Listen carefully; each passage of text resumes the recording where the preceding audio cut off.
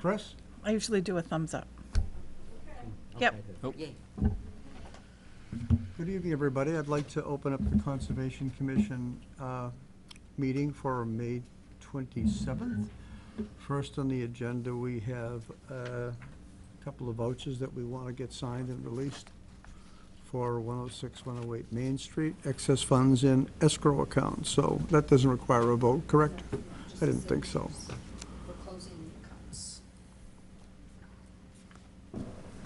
Did you have a chance to look at the minutes yet, Joyce? Since I you're- did. Oh, super. Did you find anything?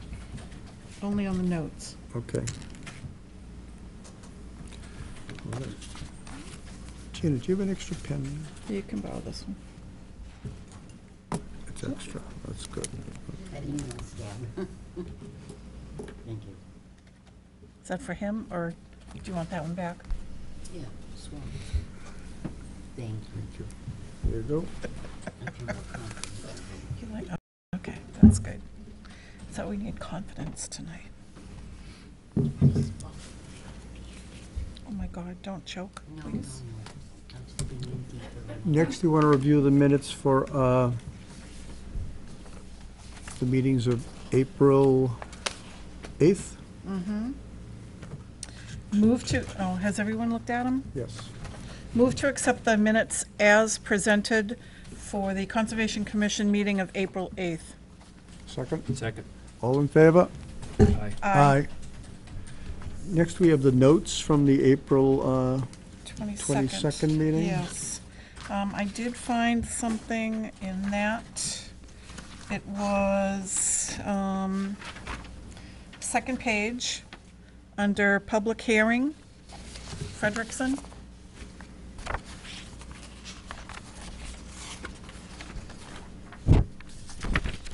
Oh, I actually have it Yeah. if you just want mine. Second page, Frederickson. Frederickson, that first paragraph is big. The second paragraph where it starts Mr. American, continue on that line. It says are not accurate and does, no, it should be not. Yes, right. And that was all I had. You don't have to vote. Okay, perfect. Then they go as amended. And say, what was that? Right here. Second line. Oh, There should be a dot. Yeah. Mhm. Our first public hearing is at 7:25, so we have about 10 minutes. What else do we have we can Do you want to push go on? down What about the release orders for 30 Berkshire? to, I have that right. Has everybody seen that 30 Berkshire never complied with the filing for a certificate of compliance, and now I think they need a release for a passing? That was, what, Marie, years ago? Yes. What happened? So we prepared a notice, an order of a completion. 1998. Ooh, This goes back to 1998. all right. So we'll need a motion to authorize the certificate of release for 30 Berkshire Street. Move to authorize a certificate of release for 30 Berkshire Street. Second? Second. All in favor? Aye. What about the orders for the septic repair for 47 Leland? We have to, The affirmation vote. That's for the septic repair. okay, so we are going to have to We need a reopen what? that meeting, correct? We did it before, but it wasn't official. Mary issued the notice. Oh, right here, okay, all right, I see it. So, because of a posting issue, I am reopening the public hearing for 47 Leland Road, the septic repair. We had our consultant look at that, agreed, and we had closed the hearing, and we stand at this point. Any other comments? Is Mr. Suzie here? You just give us a recap from the last meeting at 47 Leland on the septic repair.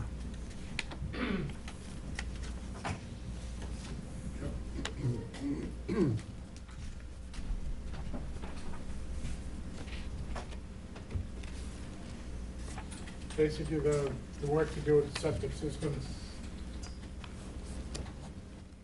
had to do with the abandonment of existing cesspool and leaching pit, the connection internally to bring everything to new septic tank, pump chamber, and a raised leaching bed in this area here with a wooden retaining wall around it and a poly barrier to isolate it.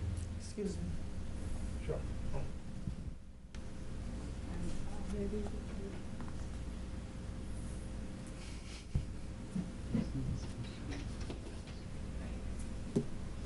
She's doing it anyway. Oh, I know. So that was the Yep. quick recap of the septic system. Okay. Any questions on that from before? We had none, I believe. We didn't have any All before, right. no. Motion to close the public hearing for 47 Leland.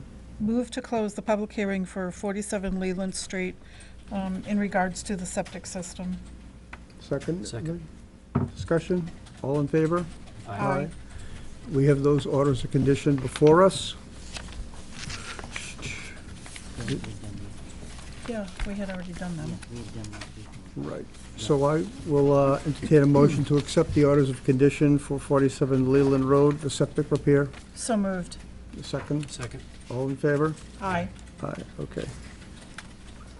All right.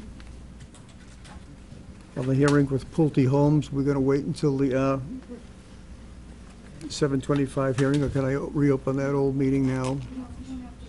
Right, all right. Again, due to a posting delay, I'm going to be reopening the public hearing for Pulte Homes of New England. And at that meeting, we voted to release an executive order dated 12/10 of 14. I'll accept the motion to release that executive order. So moved. Second. All in favor? Aye. We also had a vote on a motion to allow Pulte Homes to construct a drainage swale in the open space area of which we manage. We have a letter here from the selectman who subsequently gave such approval. In return for that use of the open space, they are designating a Lot 4 in their subdivision on Warren Drive with a conservation restriction that we will hold, and as a result, no building will be allowed on that lot, which saves a potential runoff from that lot by a future builder into the water wells that are behind it on Berry Road. So I will accept the motion to approve such. So moved. Second. All in favor? Aye. And that motion includes the conditions of a conservation restriction on that Lot 4 to be done and signed. Okay. All right, 7:24, we got 5, let's see. We have an extension affirmation for the Town Pond Recreation Commission. Are we just confirming that their extension goes to a certain date? They would like confirmation of when the order of conditions expires because of the Permit Extension Act. Did you folks have a chance to look that up? I believe Jamie did. I have it on my notes here that it goes to, because they had 3 years. It was originally issued May 2012. That gave them 3 years with the order, which went to May 15. And then the 2-year extension would be May 2017, May 10. Yeah, so they're still good with that. Okay, so we can send them a letter just confirming the date of that expiration for the orders of I believe condition? that's the one I checked with DEP, clarification about Okay. the extension, and that's Right. what they said, so if there's issues, they can discuss that. All right, so why don't you just send them off a letter for their records on the date the extension expires, and you keep a copy in our file so that we are all on the same page, okay? Yeah. The Norfolk Trout Club is still in the process of a agriculture permit research project that they're working on. We are awaiting a letter. Yeah. Okay. We have in here a request for a certificate of compliance for Midway Branch, 18 Midway Branch, and They are not on the agenda for public hearing, but in my talk with Janet, our agent, still some issues remain on that floodplain area and that, Yeah, so that will be, it's in the notes for tonight. I see it. you respond to them, telling them what they need to make this complete? If, yes, Right. to run it by them, because that's right out of the state wetland regulations, that they've got to meet, you know, Okay. what you cut and fill at each elevation, so Did they you speak with haven't. the wetland person there to No, go no, over no, what? that just came in Tuesday, Okay, so. all right, so you're gonna be working in Yeah. process on that. Okay, Is there a date limitation that these have to be issued by? no, I think they're Is it trying to ex- wrap everything up, so. Okay, We'll have them look at it and see what they can do, if they can tweak that to have it comply. okay, okay. Did everybody read the letter in there from the Department of Corrections on the monitoring wells? This is for our folder, allowing them to do some testing for some future well sites there. All right.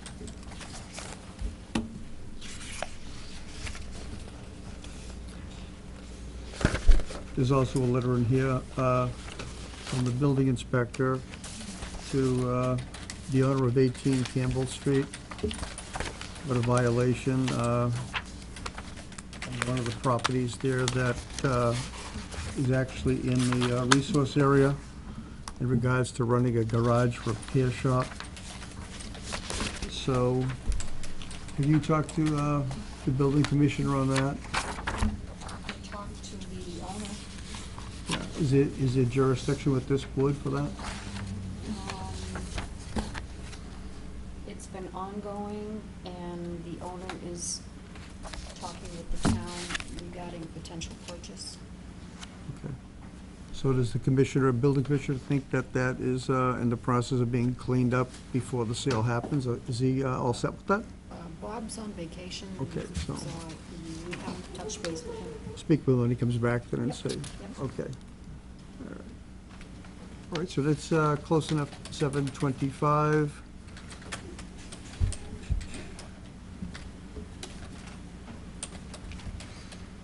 Warren Street, Maple Street drainage, that public hearing was closed, correct?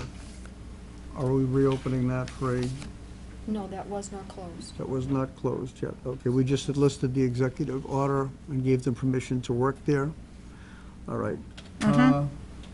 In that case, we'll open the public hearing for Warren Street, Maple Drive.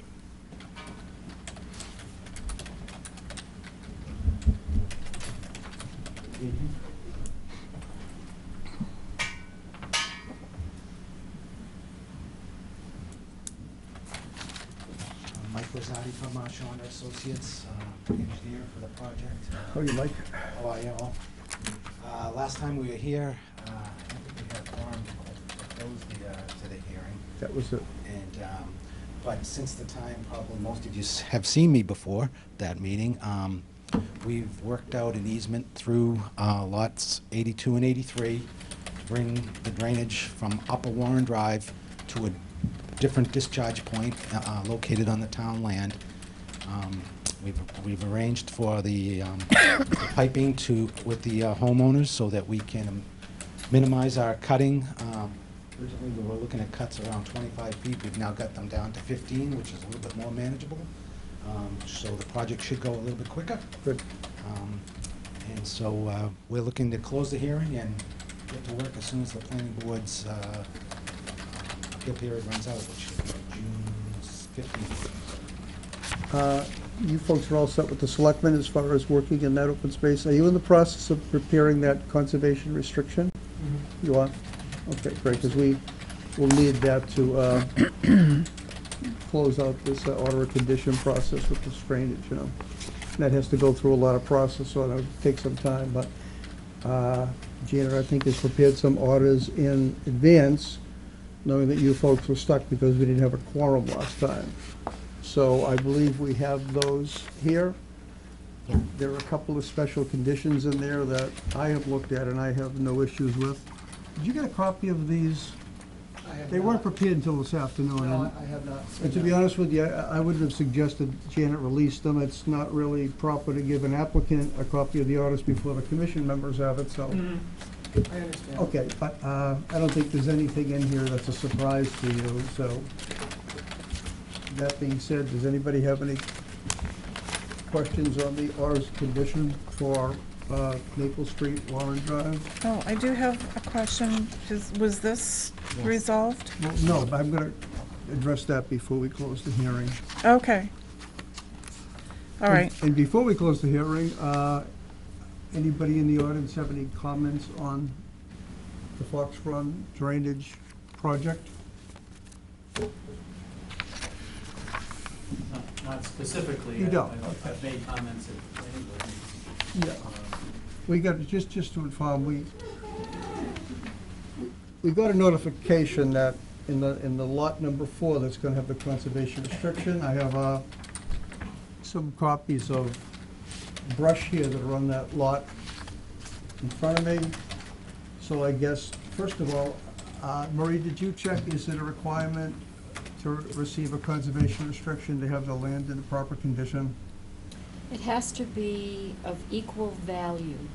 That's what the law states. All right, so that really wouldn't address this, but what I would suggest you folks know about the piles of debris on that lot. I'm familiar with a couple of them, John. Are you folks have any objection to go cleaning up that lot for? You want just to move the debris out of there? Yeah, exactly, it doesn't look like it's much, just get a machine there and take the debris out, clean it up so everything can revegetate. I know the trees were taken down before we even delved into putting it across the street, but was that, is it Mr. Sears? Searle, and my wife's name is Siegel. Okay, is that what your concern was? To get Yes, this those cleaned up? are pictures that I took and forwarded to the Okay. Conservation Committee. There's some Right. uprooted trees, and mostly it's just piles of debris from clearing the lot. Okay. So from what I understand, these folks are gonna clean that all up so everything can reforest, so it should look neat. Very good. We'd like it where it's gonna be held with a conservation restriction anyway, so we can do that soon. I don't think it's more than a few hour job, so. Right, would that be a condition in the order of conditions, or is that? I'd like you to just do it. Yeah, we have to, we have to accept the conservation restrictions, so it would be nice if these were all done well before that, you know? I'm hoping you'll do it soon. All right, I think that. That being said, any other comments on the Fox Run Maple Street subdivision, drainage project? That being said, I'll entertain a motion, yes. Could we, Go ahead. before we close, could Yes. we just look at the special conditions? Just so if we need to discuss them or anything, we can do that now while the public hearings are still open. Special condition number 1, number 2, and somebody else was supposed to be highlighted.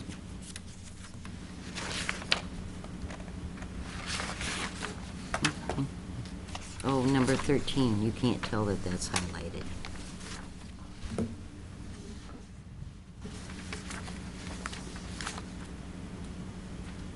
Mr. Chairman, could I ask a question, just so I understand? Sure. So you're intending or you're contemplating closing the public hearing. Will the order of conditions be issued tonight as well? That's what we're hoping. Thank you. I'm looking at these special conditions, and I'm looking at number 2, Janet, that starts off with question marks. Yeah. Legality of drainage swale on town of Norfolk, Maple Street, conservation land. Help with verbiage here, please. I don't think we need any verbiage. I think just to make sure that we're okay having the drainage swale. Well, we voted to allow them to put that onto the open space, and the selectmen did also. So what do we need aside from that? I don't know. I don't think we need any of want to that. make sure. Yeah, I think we're covered. Plus, it's bonded with the planning board, so I don't think we need any legal language in orders of condition as far as land use. I think our vote was sufficient. Should we put it in there, though, the conservation and selectmen voted? No, I don't think you have to. It's a So matter just- of public record. Okay, so we're I'd like getting to rid keep of, this just pertaining to the job that they're gonna do. all right, how about number 1? Number 1's good. Oh, all right. Whoa, That's what I just told them. That's perpetual conservation restriction is on that lot, but you know that. That's number 1. And These are number- special conditions. and number 13? Number 13 is that we're going to address the vegetated wetland on Maple Street that was altered to make sure that's growing properly, but we had talked about that with your wetland person months ago, right? I recall that. And that should be Yeah, in there. no, and- just to make sure before we release the paperwork that we check it, everything's growing and, So would we be checking that, John, after we've made the improvement down at Maple Street? Or do you want that There's done prior? no, there's no need to check it in relationship to the improvement. I think we're gonna go out there in a few weeks or a month and see if the vegetation is growing properly. And if it is, we should be all set. Janet can contact, is it Mickey who's your wetland person? Thank you, Marcus. Yeah. Contact him, and if there's any issues, we'll have Mickey come out and take a look. But if the growth is all proper, then to me, it remains just a done deal. I'll take a look when I'm there next. There you go. Because right now, you should have vegetation in there being the end of May, so. and if I may, it's just, right now, we're getting into the summer thunderstorms, so until that That gets, was my point, until we Yeah. get this thing fixed, we might no, no, still no. have another It's turn before, back on- before we release you guys from everything with the order of conditions, just to make sure that got squared away, which was something still dangling from the enforcement order. With everything cleaned out, there should be no reason to have extra silt going in there with everything clean and working properly. So that should be a one-time thing, hopefully. Yeah. So basically, we have the orders here. We're gonna accept a motion to approve these with the... Sure, as soon as I ask my question. Yes. Go ahead. We're all dead and gone. Should Lot 4 be identified more? Like a map block lot or something? Yeah. I think, is that gonna be identified in the subdivision plan? It is, and that's how we labeled it. We labeled that lot, Yeah. we left it It's at got a lot great 4. big orange highlight around the borders, and it says Lot 4 in it. Yeah, well, the On way the recorded- definitive, On the recorded as-built of the Right. subdivision, that'll be restricted at the registry. at the Registry of Deeds, you see lot Yeah. 4 in the subdivision. And it Yeah. will And then we always modif- be known in and it be- perpetuity And as no one can Lot take that 4. off. So when when we moved lot 4 to the other side of the subdivision, we called it, exactly. we didn't call it lot 4, we called it lot 4A, so that there would be 2 different lots. See, if it wasn't on the deed, someone could ignore the paperwork and not look at the file and go down and purchase that land and go to get a building permit, and this could remain Well, that's outside of why the scope. I'm- That's why, that's why on I'm the registry, asking. good question, on the registry, it's covered, because, anybody looking at researching title knows that that lot is not buildable. Okay. The conservation restriction will be very clear what lot 4 is. It'll identify it on the recorded definitive plan, and it'll say how big it is and the size, and it'll Well, before your delineate it. drainage gets signed off, you're gonna have to bring that all before the consulting agents too, to make sure it's all properly recorded, so, Is that with Valid planning questions. board? yes, yes. Okay. Yes. And the planning board are the ones that their engineers have done all of the review of the drainage system to make sure it works, along with the follow-up review. So that's why we stand here with some assurances from our engineers that it works well. Okay. And we're anxious to get this thing started so we can stop the overflow into the wetland area, which has been the main reason for doing this from day one. Any other questions on these orders of conditions? Janet, you all set? I think so. Do you still want number 1 to remain? Yes. Okay, all Yes, right. there's no problem with that, but just number 2 we'll delete. Yeah, So okay. first we'll Close the hearing. close the public hearing. Move Motion? to close the public hearing for the Fox Run Maple Street drainage issues. Second? Second. Any discussion? All in favor? Aye. Aye. Now we can vote to approve the one first. Move to approve and accept the orders of conditions as presented with the noted changes. Conditions. Second, anybody? Second. Discussion? All in favor? Aye. Aye. Aye. You folks are all set then with that. John, I had one more question, not to complicate things, but I met with the contractor today to discuss how to build this Yeah. in the open space, and he came up with a suggestion, and I just was looking for some advice on how to proceed Right, for it. He would like to know if there's a path that runs up in this direction here and comes into one of the rear of one of our lots that we're under construction. And he informed me that if it was possible to get permission to drive his trucks up that path during construction, he could get this constructed more quickly. So I told him I would try to pursue that and see if that was possible. Well, how big is the path? The path's about 12 to 15 feet wide. He wouldn't have to cut any trees. We were thinking of possibly silt fence on both sides of the path to keep the trucks controlled. But And it's just gonna be trucks or heavy equipment? it'd be rock trucks to get the riprap down to the swale. Just bring the material down. Well, I'm gonna open the questions. okay, I'm sorry. This is all for one, yeah. Okay, I'm okay. all right. And, you know, obviously, if there was ruts created, we would repair those and Yeah. bark mulch a path. Does anybody have any questions on this request? Of course. Okay, let's hear it. Well, you're gonna have to wait 2 seconds, please. I myself don't have any issues since you're bringing confined material on a truck down the path. Anything that helps speed this up and gets this completed, I am for. If you put the silt fence on either side, I think that's an extra precaution, but it's appreciated because that would really ensure that nothing is on. I was just afraid it was one of those paths, Mike, that you and I walked on that were only 4 or so feet wide, which would be tough. Yeah, and that was, and I did, you know, when he asked, I said, which one are you talking Yeah, about? And yeah.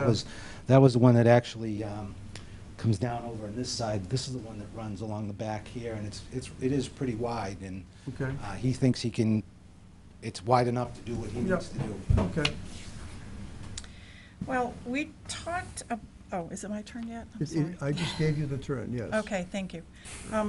Didn't we talk about how you were going to construct this at the last meeting? Yeah, our original plan was to basically come in and out through here. That is exactly what I remember. And Okay. so, you know, what that does for him is that he can't be working on this portion of it while he's doing this portion. So basically, if the rock trucks were coming in here, he could have a machine in here working this whole area here while he's trying to lay this pipe up in this area here. So what you're saying, well, for the rest of the board, there's 2 separate processes going on. One is the installation of a pipe and a drain, and the other is preparing a swale with riprap. And they could both be done simultaneously. Questions on that, Jan? I don't have any questions, so you're gonna disturb 2 areas instead of 1.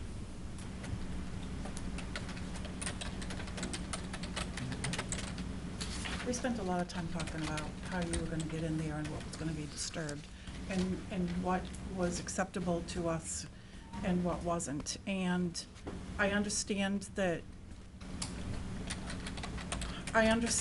you can view things, you know, hindsight is great, you can view things and take a look at a plan, oh, it might be better if we do this. We spent a lot of time, and this board approved, after discussion, approved the initial plan of going in through that green area, the disturbances that it was gonna cause, and we agreed to that proposal, and to ask us to review something once again that changes what you're planning on doing after we've already closed a I don't public want to hearing on jeopardize it. anything I have. I just Yeah, well- looking for some information. Okay, I'm just giving you an idea. If this comes to a vote, you're gonna know where I am. Mhm. Okay. Michelle, your thoughts? Nothing more to add. Jan? No. All right. Who is in favor, who is not in favor of this going on? Of not this, in of favor. the proposed, the Yes, change? Yes. Who Oh, is- you- yeah. Okay, so I got my answer. my vote doesn't count. Thank you. You got your answer. Okay. Thank you very much. So you're all set. You're welcome. If I may, Mr. Welton, if you guys come tomorrow morning? Between like 10 and 12, or whatever, sometime tomorrow. Because then you can pick up the signed and bring it to the registry and get it recorded or whatever. That would save us. Do we record after the appeal period runs out? Yes. After, so. Either or, just do you feel lucky? Okay, great, thank you very much. Oh, did you want to sign that while they're taking? Sure. We have a continuation John for has the another next one too. the next public hearing, which is at 47 Seccong Street. Our next public hearing is gonna be, June 10th. I think we have, an opening at maybe Quarter Road. One at 7:45? Yeah. We have a little Boy Scout coming in. Do we have a time for him? I didn't, I wanted, We'll fit him in between appointments.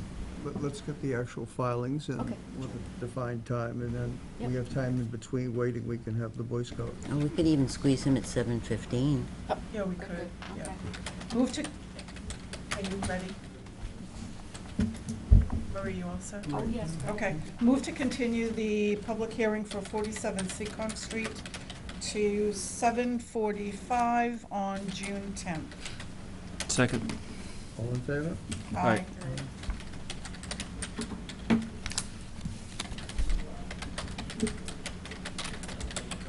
7:40, we have a continuation of the delineation filing for Frederickson Road. Frederickson Road was another one that was involved with the not proper posting time, so we're gonna ask you, Dan, just to recap briefly what you did at the last meeting. I understand for this current meeting, we didn't have the plan, or we still don't have the plan? Still don't have the plan. All right, with so the, basically, vernal pool plans. we don't have much more to go over except the recap anyway, do we? Okay, so that will work out fine then.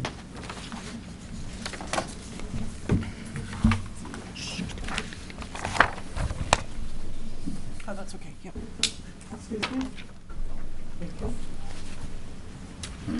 Thank you, Mr. Chairman. For the record, Dan American with American Engineering, here on behalf of the applicant. We submitted an ANRAD application to you. We were just waiting for the opportunity for Janet to go out and be able to inspect the delineation with the vegetation in place. The issues that were discussed at the last meeting were the 48 delineation. I presented to you in this letter here. It's there's an exhibit on the last page. You will see the 48 map overlaid over all the roads and the site, and you can see that the 48 delineation just doesn't really correlate at all with the actual wetlands. So it has always been our practice, because the 48 restriction, the language in the deed is the protection of wetlands, that we apply the 48 boundary to the actual delineated wetland on the site, which is what we've done. The second question was, Janet was looking for a confirmation about the NHESP boundary. And on the second to last page of the letter, you'll see that I overlay the Mass GIS over the site. And one thing that you will notice is the property lines in Mass GIS are not accurate. They come from assessor's maps, which are usually not accurate. So when you line up roads, you'll find that that delineation matches up with our plan exactly. We line up physical boundaries like roads and structures and ponds and things like that, and that's how we delineate that line. So that's it. The only other piece of information is that the upper isolated wetland has dried up completely. There isn't a drop of water in it. So it doesn't meet your definition for a vernal pool or isolated landscape flooding this year at least. Your bylaw requires that it hold water for 2 continuous months. It is still isolated vegetated wetland, of course, and protectable accordingly. So the only thing outstanding was we have blue flags around this, which I will field locate in early meeting, because we can't conclude that's a vernal pool under your bylaw presently. And we have blue flags around this, which I have located, and I will put on a plan there inside the wetland boundary, so they don't really affect the outer extent of the resource area. But I will be providing you with that plan probably tomorrow. If there's nothing else that I need to add, I just wanted to make sure there was nothing else that needed to change. Janet did mention the number of the inland wetland restriction, which I think it is 13. It's hard to read that plan, but the footnote on that, on the 48 map does indicate that it would be 13, although it's hard to read the actual number in the area. Looks like a 15, so I had it at 15. Good enough. Oh, let's Janet, see. questions for Dan? Oh, Hopefully yes. wrap this up the next meeting. Okay. So if you could just, I mean, while we have the information, just if you've got the flags or whatever, We'll put them show on, them on the plan. on the plan, Absolutely. super. Because push comes to shove, you're talking about the maximum extent of flooding, so that would be there. Yeah, and we might, you know, down the road, it might, you know, the way the bylaw is written is in most years. It says at least in most years. So 1 year is not a most year sampling, but we just can't conclude today that it is or is not a vernal pool under the bylaw. When did you first, just curiosity, because I was there this past week and they were gathered in a couple of puddles and I hope they switched over real quick and made it out, but when did you first start checking the Well, water it got levels? out pretty quickly after the rain after the snow melt to start. So, you know, it was, I was out there this weekend too, and it was like, there was nothing out there, no water at all. But when did you first start with, Well, the way the bylaw is written is spring and summer. So first day of spring, Oh, all March right, okay. 21st, right? So you have to have water for 2 months, starting on March 21st, or some period during spring or summer. okay, So we didn't get that this year. Might get it next year. If we had a really wet couple of months in the summer, you might get it this year. It seems honestly kind of unlikely because it's so high in the topography, but it's possible. but with vernal pools, they're going back to lay their eggs where they hatched from, where they started their whole thing from, and to have in there. No, I know, we found the habitat. It's just a question of the definition under your bylaw. No, I'm just saying though, with the spotted salamander and the wood frogs, to be going back there, that's where they started from, so Right. this was just a short year because of lack of rain, so. And, because the Norfolk, right, confined basin depression, which, at least in most years, holds water for a minimum of 2 continuous months, so this wasn't a good year. Right. But under our stuff, they're still protected as being certifiable. So anyway, just, if we keep the 100 for buffer, for any future projects, that's my thing. Yep. Okay, super. And the mass regulations, It's not a Which are- Massachusetts. Mass Wetland Protection Act Regulations 310, CMR 1057 1B4, that are generally flooded for at least 2 continuous months, so. Right, I mean, this wouldn't be protectable under the Wetlands Protection Act because it's an isolated wetland. It would only be protectable under your bylaw if it met the definition. Okay, so if we just, like, get the flags for the Yep, let's go to extent. the flags. Okay. It's basically this purple line, but I'll locate those flags. And with the other one, The other one, the flags are just downstream of the wetland boundary, but again, that'll be on the plan. will they send in information for getting that certified? Yeah, I reached out to Russ to see about the process of getting this one. He had the information in the He has the pictures, so, information. okay, So I'll just okay. reach out to him and talk to him about it. Super. Anything else, Jan? No, but I think just to, right, because you changed the number on that one, right? Well, I will, on the plan that Oh, comes okay. in tomorrow or the next day. Because I even I'll tried change it going to back 13. to the original deed stuff, because it's like old typewriter stuff, and it's a copy of a copy of a copy, It's so, unclear. yeah. But at the bottom of that map, it does say, it lists the map numbers, the Mm-hmm. area numbers, and 13 is on there. Yeah, but I'd still prefer one more meeting. Can we get that plan in, just so I can go We're through not it? closing the hearing tonight. Okay, oh, all right. Relax. Uh, um, Anybody in the board have any questions? No. Anybody in the audience here for Frederickson Road? Yes, what's your name, please? Sally Vesti, number 9 Frederickson. I just, I know it's the year 2015, it is dry, but my kids met all the kids on Mountain Rock Lane at that vernal pool skating. They used to have hockey games up there, so just wanted to kind of throw that one out there. Thank run you. that. Thank you. She is. Anybody else? Yeah, for this project here, they're not building within hundreds of feet of this. I think there's a bigger concern because there's an estate lot that has a driveway that directly abuts that, which could be an issue down the road. So I think that's why we're anxious to get the flags all confirmed and this vernal pool confirmed so that we all know for future purposes, okay? This project here really is not anywhere near involved in it. Okay, Jen, anybody else have questions, Joyce? You guys all set? We'll continue this public hearing until June 10th. Okay. Move to continue the Frederickson Road ANRAD public hearing to June 10th at 8 o'clock. Second. All in favor? Aye. Thank you. You're all set, thank you, Jim. Right on, look at that, right on time to the part. As long as I control Jan, we can. Next, we have the continued public hearing for 20 Valley Street. Does Marie, 20 Valley Street have a recap involved? It does. Yes, totally. Oh, Betsy's here. All right. Al, how Good are you? evening. Well, this is for,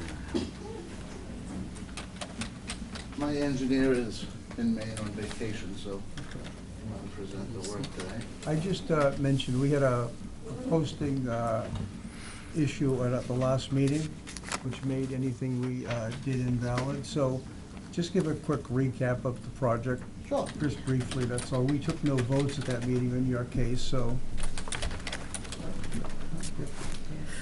My name's Al Quaglieri. I'm the owner applicant for 20 Valley Street. What I'm proposing is two duplexes on Valley Street. And these duplexes consist of one-bedroom units for each one. So they're situated about 28 feet off of Valley Street. They'll have a one-car garage, approximately 1,000 square feet of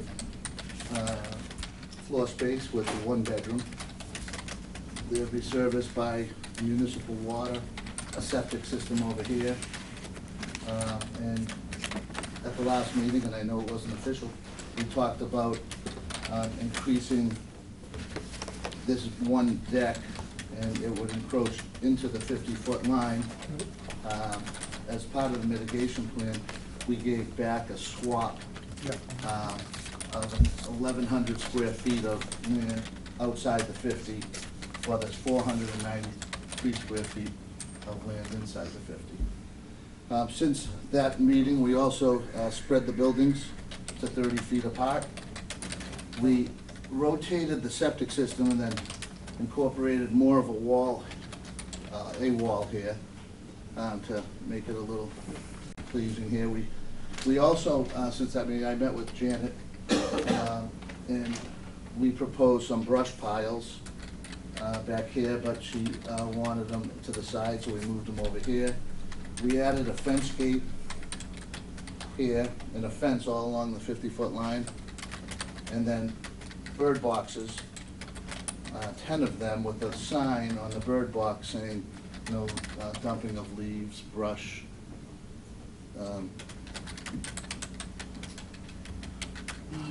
We added 2 trench grates across the asphalt driveway, and we've met with the planning board and we've received planning board approval. I think that's important. Why don't you explain what you did with the grading from the runoff from those driveways, which is the So- biggest pollutant? So the driveways were pitched to Valley Street, and they would hit Valley Street and then just travel in the Valley Street lane. We added a trench grate and then a water quality swale where it'll drain through and treat in the grass area before it hits. And that's one on each driveway. So that just simply means all the discharge from the driveways is now gonna be infiltrated on the side there and not get mixed into the water system. Right, yeah. I think we incorporated all the suggestions from the commission from the last meeting, and a few more that I thought I added. You know, the signs on the bird posts, Right. things of that nature. We flipped around some of the plants here and put the taller growing plant to the back and then the shorter growing plant to the front at the suggestion of Beta Engineering. I thought that was a good suggestion, and I was very surprised, and it was the new consultant did a nice review, and I thought took time to look at the commission's work that had already been done and wasn't redundant, so it really helped the process go through. Have you had a chance to put the extra trees on there that the planning board requested? Let me just, The planning board made them add, I think, around 10 trees in the front there someplace. no, this plan doesn't have it yet. We added, but those trees are gonna be added in bunches, over here, in the middle here, and over here, so the total of the trees would meet the bylaw. They wouldn't probably have the spacing, Right. but with the total trees would be there. So, let me see the last page. The septic, we incorporated a retaining wall, so we took some of the grading out. When we moved the system this way, we had to change the grading, which resulted in a wall. So if it was in the interest of the commission to close the hearing tonight, I would be for that also. I will turn it Oh, over. I didn't show you this. Right. These are the units. I know last time we were here, we didn't have a picture of the units. So the second floor is really an illusion. It's there, but there's no living space up there. Ma'am?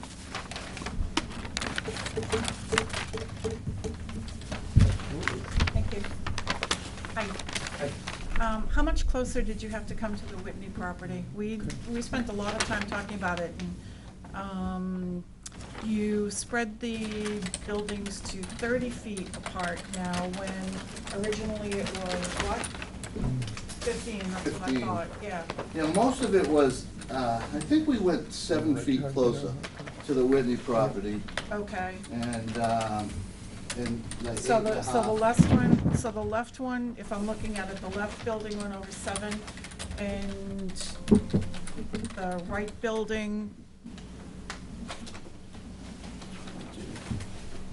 So to answer your question, how far we're from the Whitney property, we are 37 feet, 38 feet from this building yep, to the property line. And this is heavily, Right. What is the side setback for the zoning?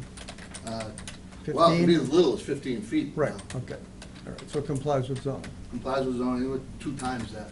over I 2 actually times drove that. by there, and I think Betsy knows obviously better than me. It's so thickly wooded there, you can see neither property from any vantage point, correct, Betsy? Side is actually 10. I think. Okay, all right, close enough, I believe that Now, on- also. yeah.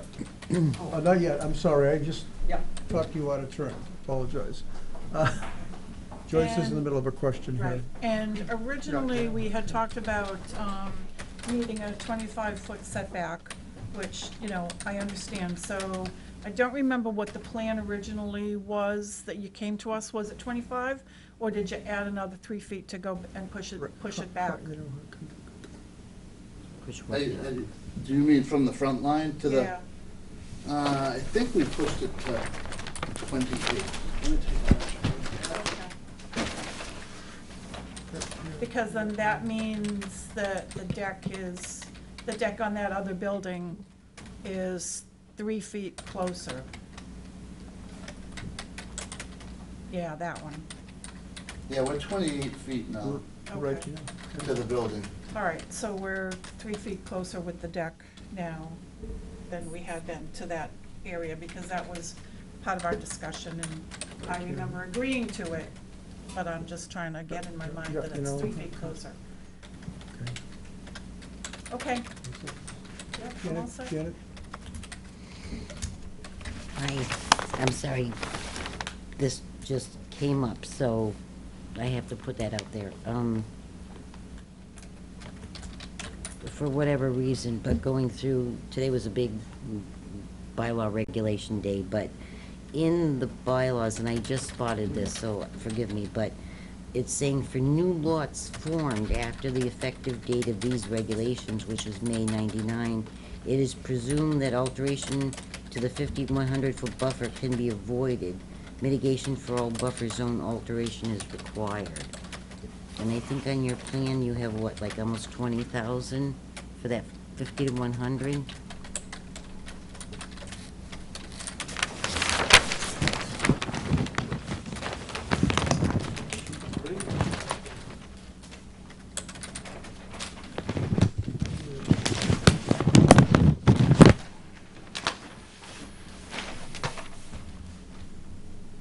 We are altering in the 50 to 100, 19,765 feet.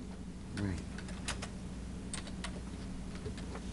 In the But- 0 to 50, 493.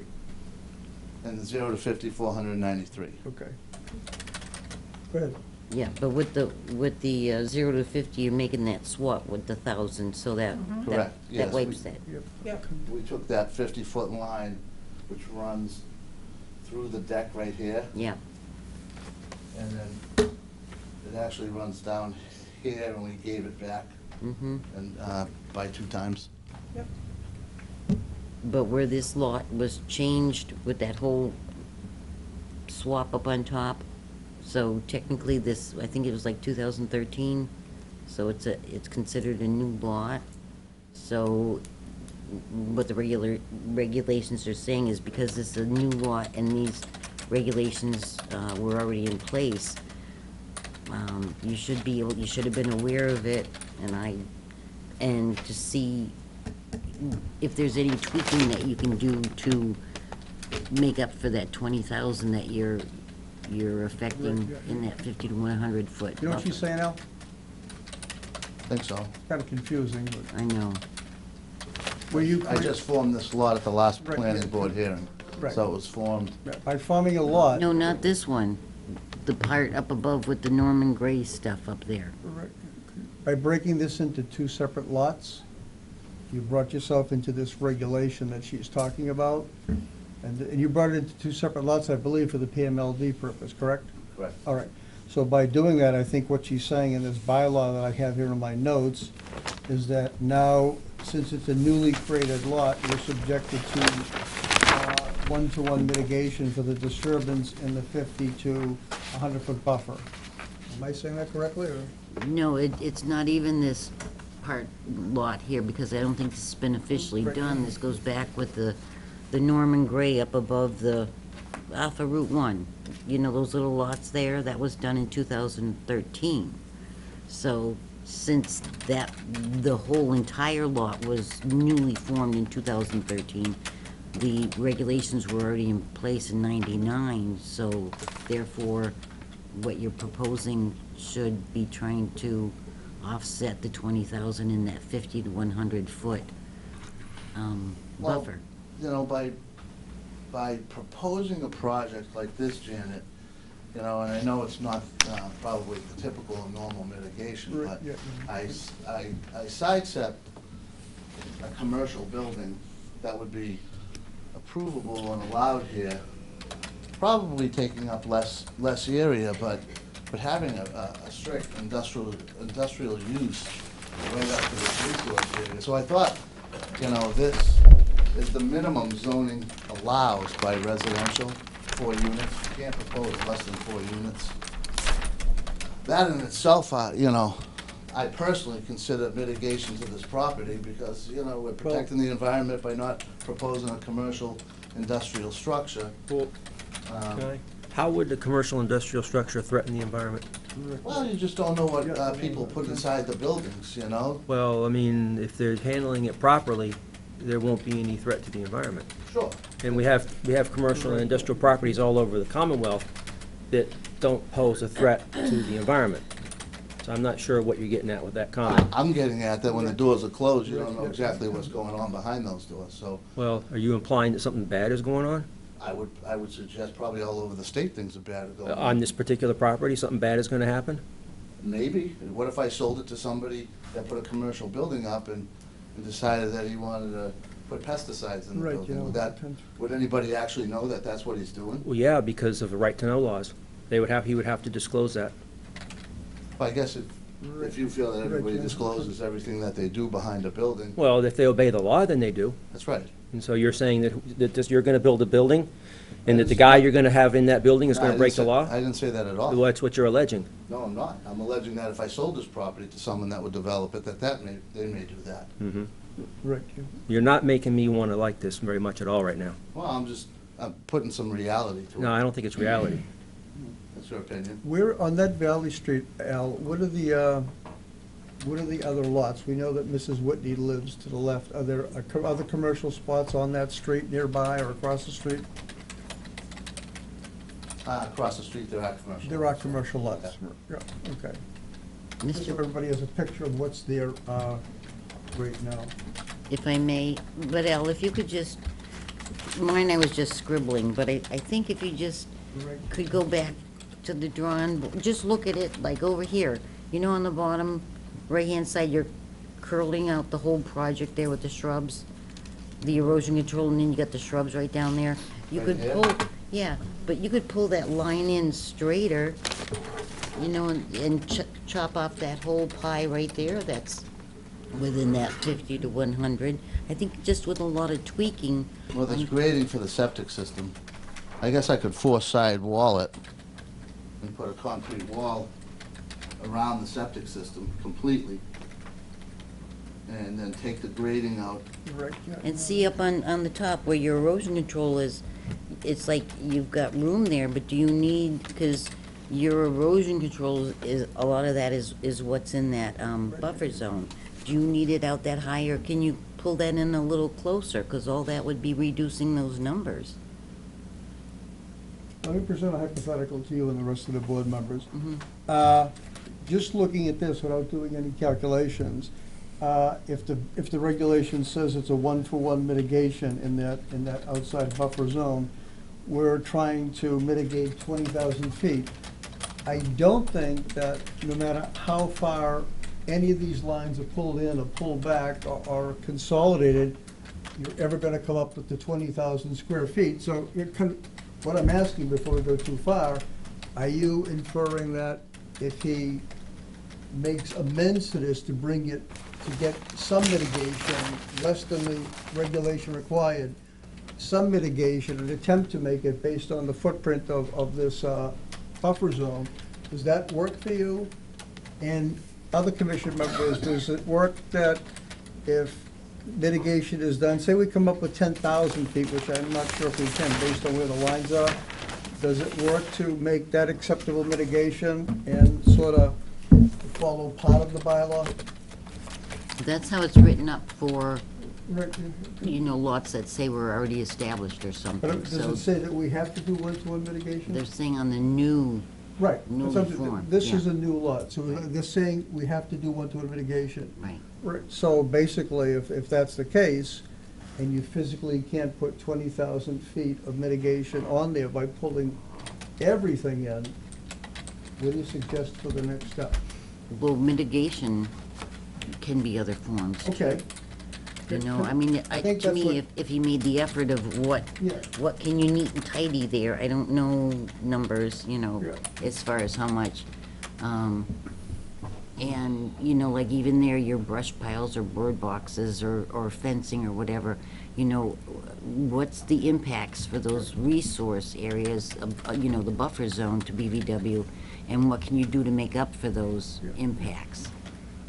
In the past, we have allowed mitigation for things like taking out an old cesspit and other, Cleaning up human debris? yes, Yeah, other type yeah. of things like that. But the question still remains that I posed a few minutes ago, and Dan, Michelle, you can weigh in, Joyce, you know, if this is modified and it still doesn't follow the regulation, modified the best it can be, does that work for you folks, or does this have to be one-to-one and follow the regulation?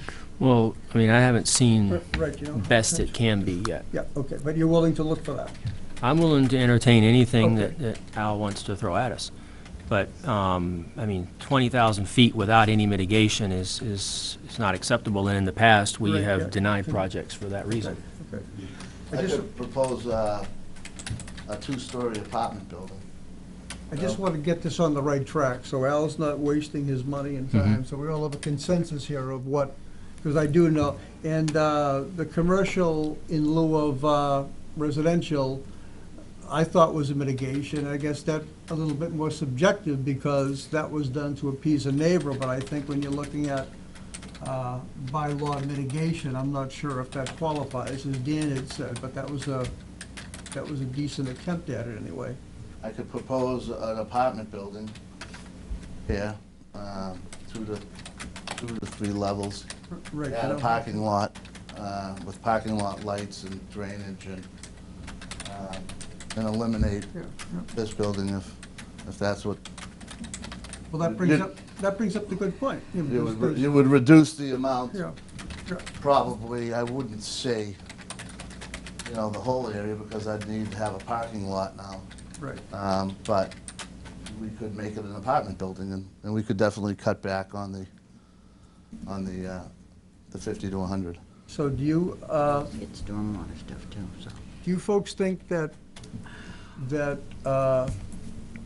mitigation could be used in knowing what could be done on this lot and foregoing that to come up with a more suitable project?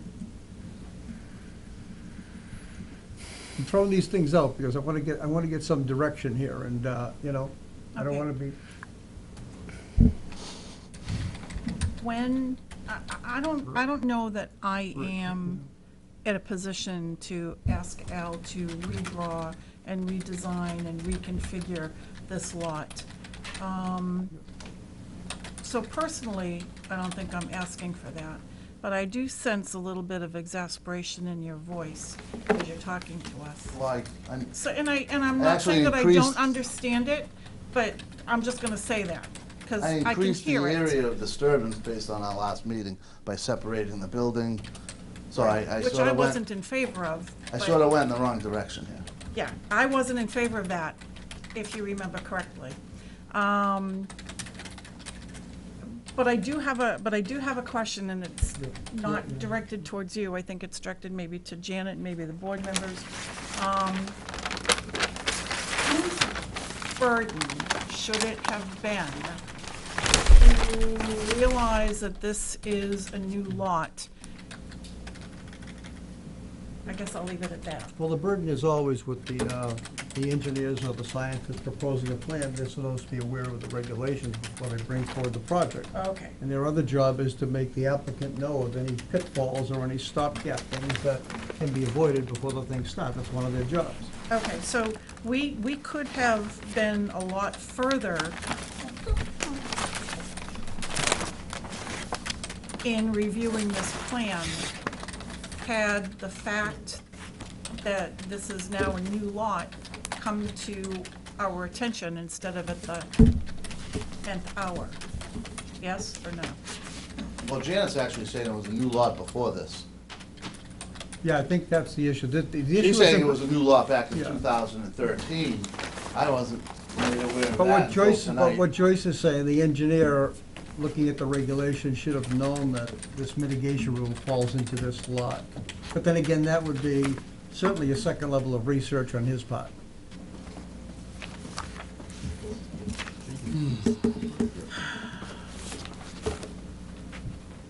And not on that same line, but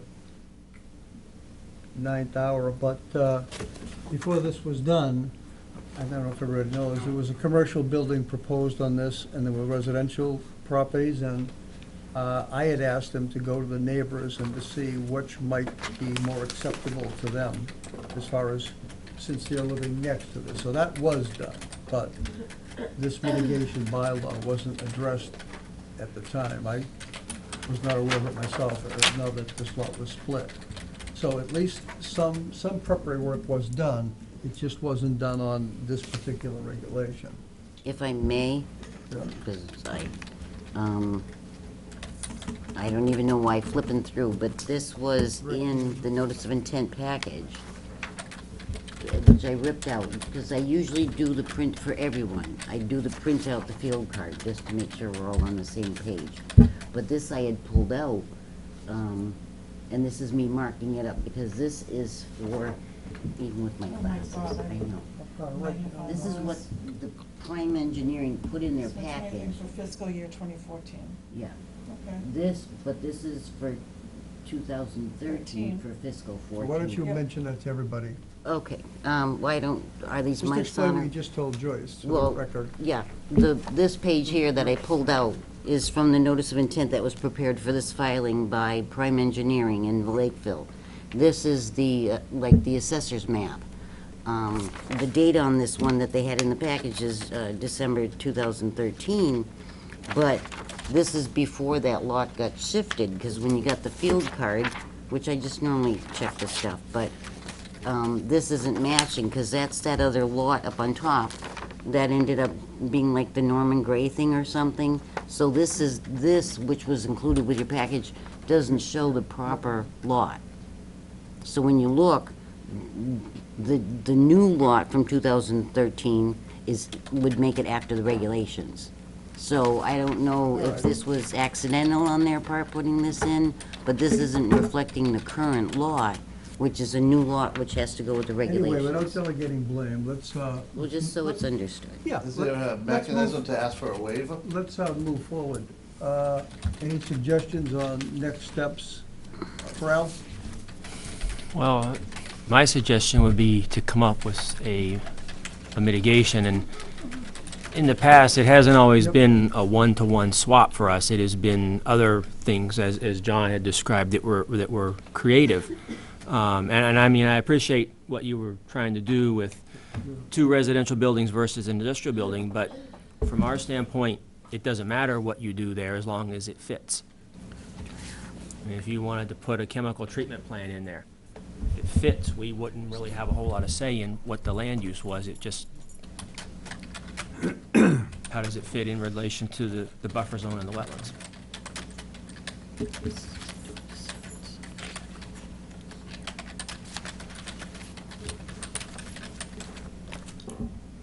So you are interested in having this reconfigured to try to get some mitigation in there? I'm interested in seeing Right. what type of mitigation he can come up with. Knowing that it's not gonna be 20,000 feet physically. Okay. Michelle? How close were the two houses before? 15 feet. And now they're 30. My initial was 10. The building code requires 10-foot separation. The architect wanted 15 for fire protection of those outside walls. So we set it at 15, it's now 30.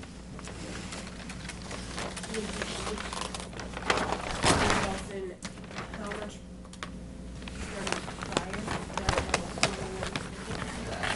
Not significant, I would say it's 15 by, it might be like 600 feet. On the side, yeah, if you use the front of the building to the rear and use 15 feet by maybe 60 or something. 45, 40. That was all I wanted clarification on. You on the same page with Dan as far as next steps? Yeah, I'd go along with that. If this was an apartment building, Al, 3 stories, 4 stories, how many units could you have in there? Guessing, I'm not gonna hold you to it. Yeah. Well, I could expand the septic system that way. I could jump these units, make it 3 stories, run the septic system this way, Right. Away from the wetlands, and probably maybe a 8-unit building, So, apartment building. Or I guess the question is it mitigation to have a project with half the potential families in there in that resource area? No. Okay.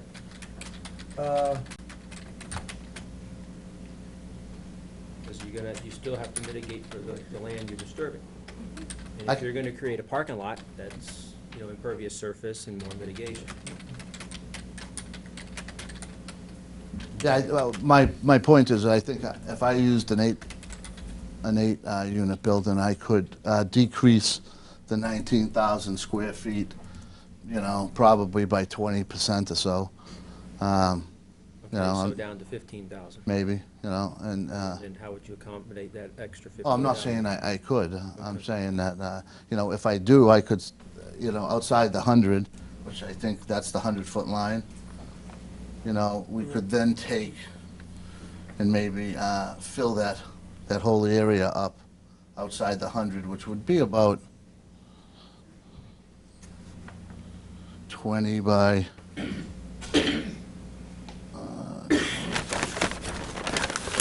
say 2,000 square feet maybe, and fill it up with mitigation and then move this over a bit, squeeze the parking in here, put all the parking, because it's really a little bit strange here, but you put the parking in the 50 to, if you leave all your outside 100 for mitigation, it makes more sense on a site like this to offset the parking that would go in the 50 to Which is just, 100, that's the perfect size. because you don't get credit for any mitigation in the 50 to 100. So, sort of, doesn't really serve the purpose on this particular site. So I think we've heard that even if you don't come up with the 20,000 exact mitigation, folks are willing to accept a lesser amount with some other types of mitigation that may apply. So that being said, why don't you speak with your engineer, see if you can come up with some things. And Janet, would you be willing to speak with the engineer also on some ideas to maybe make this a satisfactory mitigation for this project between the 2 or 3 of you? Yeah, I have no problem with that. For you? All right, before you start doing any engineering and redoing things, why don't you tell your engineer about this regulation, have him come up with some thoughts, and get together with Janet, see if you can come up with something that would satisfy everybody, okay? Anybody in the audience with any questions, comments? Greg, you know?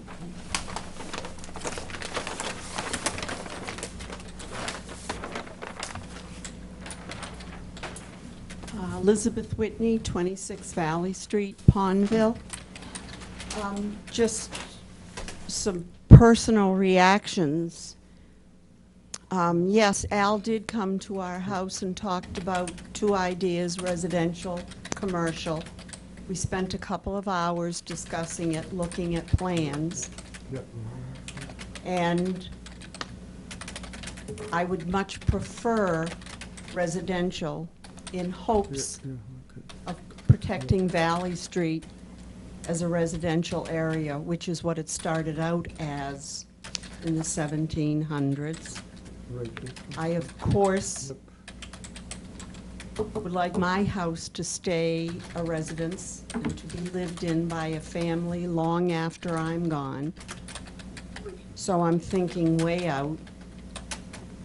So I love the idea of the residential, and I love the building that was designed, that was presented at the planning board. I'm not trying to make a speech, I'm just saying that I've thought in terms of residential, and I would personally love it if anything could be done to save that idea. And I'm hoping that mitigation can be accomplished to do this. I had thought, why not a 2-story building, because there would be less disturbance. I personally didn't like the moving 7 feet closer to the Whitneys, but I was willing to let that go if I could do that, to do our part, because I'm trying hard to do our part. So, from what I'm hearing, you're going to pursue ideas or ways of accomplishing mitigation to save the residential approach, is that, am I correct? Okay. And I know that everybody is working very diligently to do the best for this neighborhood, which means the world to me. And I really appreciate that. So, Right, you know. and I have a lot of confidence in Jamie. So I really, taking into consideration everything that the board members have said, a lot of careful time has gone into Valley Street, which for so many years is just way out there, Pondville, and I really appreciate it. So, we're with you. But I want the regulations followed or the mitigation attempts to be as good as possible. Thank you. So here's another one of my speeches, but I do mean it. Thank you. Al, is roof runoff required for drainage on that site? The inquire, I believe it is. Yeah. If it's not, that's something you could use as a mitigation counting also. Anybody else in the audience have any questions on 20 Valley Street? All right, that being said, we'll continue this hearing for our next one, June 10th. Hopefully, you can come up with some resolution. In the meantime, give a time that's available. Yep. Joyce? Move to continue the public hearing on 20 Valley Street to June 10th at 8:10. Second. All in favor? Aye. Thank We'll you. see you then, thank you. 8:10 public hearing, 47 Leland Street, Leland Road. Restoration of pond. Greg, you know who can- Great pond.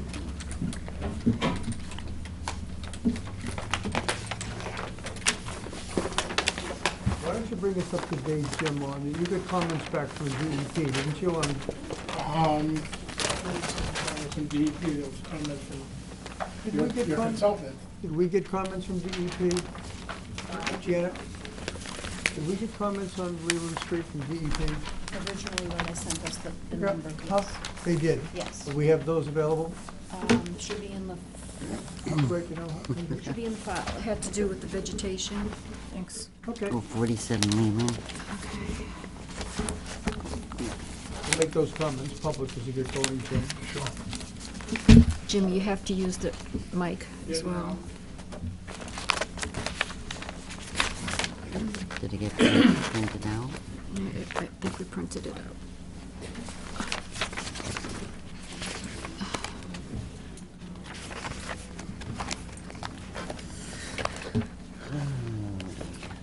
I don't have it in the file, Janet.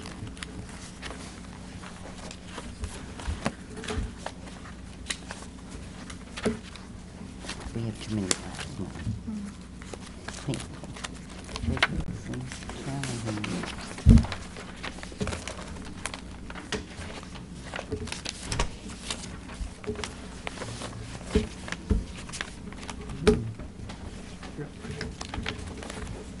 Laura, do you remember my sending it to you?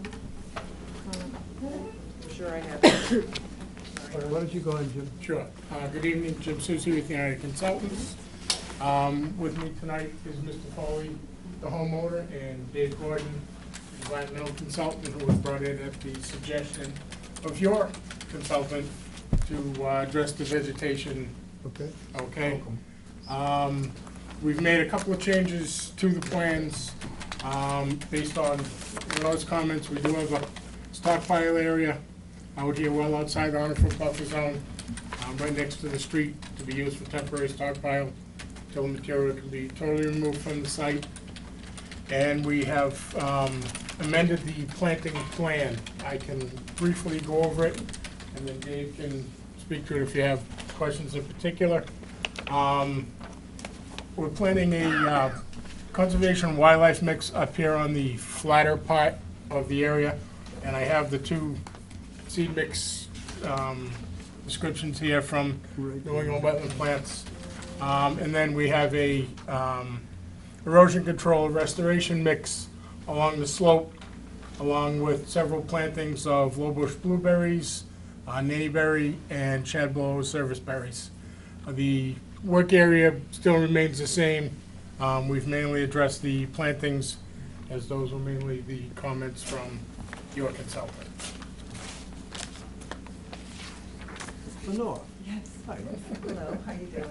So you reviewed this plan? Very briefly, as I didn't get it till late this afternoon, I came in about 2:30, so I really haven't had a chance to fully digest it, but I had issued some comments back in May, and one of the things I was concerned about was whether or not all the fill was being removed, because you do have the old limits of the old pond, which is a great pond, and I think that was also reflected in DEP's comments where they said no fill would be allowed in a great pond. So looking at the work to restore it, I wasn't sure whether all the fill was actually being removed. Again, everything, here's the old Edgeworth water line based on the land court plan of 1945. And what we're proposing was to leave the existing block wall that was there and just to take everything outside of that. Now, there is a corner of that wall that is across that line, but in my discussions with Janet and the previous meeting we had with the commission, it was kind of agreed that we could leave that corner, but pretty much take everything from the face of the block wall forward and restore it. First thing we want to agree on is the line that's going to be removed back to, obviously. So are we going to be in consensus with that, Lenore? Yeah, I know that the line was taking off of a plan, so I'm assuming that that's the correct line. I have no way of referencing Okay, whether or not that line is when you check the plan, correct. you can find out, but in theory, this should be the same line that Absolutely. everybody's in Right. agreement with. Right. Okay. Then we can talk about stockpiling and plantings and things like that, which would be the next step, correct? Correct. And you've reviewed the planting schedule?